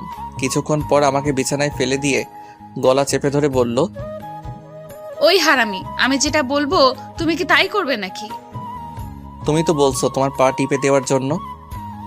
আমি বলছি তাই বলে তুমি সেটা করবে নাকি? জোর করে বলতে পারো না? আমি তো এমনি মজা করলাম, আমি সবসময় তোমার কথা মতো চলবো। আদেশ যখন পেয়েছি তাহলে শুরু করে দেই। শুরু করার আগে বললে না তো বউ সাজে আমাকে কেমন লাগছে? তুমি তো আমার কাছে সবসময় সুন্দর, খালি খালি এত আটা ময়দা মাখার কি দরকার ছিল? বিয়ের সময় একটু মারতে হয়। এখন লাইট বন্ধ করে আসো। লাইট বন্ধ করতে হবে না, আমার পাঠক পাঠিকা একটু দেখুক কিভাবে বাসর করতে হয়, তারা একটু শিখুক। তোমার দেখি লজ্জাশরম বলতে কিছুই নেই। তোমার পাঠক পাঠিকা বাসরাতে কি করবে সেটা কি আমাদের দেখাবে? দেখাবে। আমি জানি আমার পাঠক পাঠিকা অনেক ভালো মানুষ। কি গো, আন্নেরা আমাদের দেখাবেন না? ওই দেখছো, তারা বলছে দেখাবে। তোমার মাথা বলছে। যাও গিয়ে লাইট বন্ধ করে আসো। কি আর করার, এসআই বলছে না বন্ধ করলে থানায় নিয়ে 144 ধারা মামলা দিবে। আমি বিছানায় থেকে উঠে লাইটটা বন্ধ করে দিয়ে আসলাম। বিছানায় এসে নিজমের পুরো শরীরে কিস করতে লাগলাম। নিজমের ঠোঁটের উপর হামলা শুরু করলাম, নিজমের পেটের উপর হাত বোলাতে লাগলাম। তারপর আস্তে আস্তে নিজমের শরীর থেকে সবকিছু খুলে ফেললাম। তারপর ইরানের মতো হামলা শুরু করে দিলাম। এটা কেমন হামলা? বিয়ের পর বুঝতে পারবেন, অনেক দেখেছেন, আর দেখা লাগবে না। আমাকে তো এইটুকু দেখাবেন, বাকিটা ইতিহাস হয়ে থাকলো। দেখতে দেখতে আমার আর নিজমের সংসার ভালোই চলতে লাগলো। নিজম এসআই চাকরি ছেড়ে দিয়েছে, বাসায় এখন আব্বু আম্মুর খেয়াল রাখে, আর আমি অফিস দেখাশোনা করি। এর ফাঁকে আরোহী আর রিফাতের বিয়ে ঠিক হয়ে গেল। আপনাদের সবার দাওয়াত থাকলো। রাইসা এখন কলেজে পড়ে, তো সবাই আমাদের জন্য দোয়া করবেন। নামাজ পড়ো মুসলিম বোন ও ভাই, নামাজ ছাড়া দুনিয়াতে শান্তি নাই। নামাজের কথা রেখো স্মরণ, নামাজ দিয়ে সাজাও জীবন। নামাজ ছেড়ে করো না ভুল, নামাজ হলো ইবাদতের মূল। সুলভ মুসলিম ভাই ও বোনেরা, 5 ওয়াক্ত নামাজ পড়ো, জীবনকে সুন্দরভাবে গড়ে তোলো।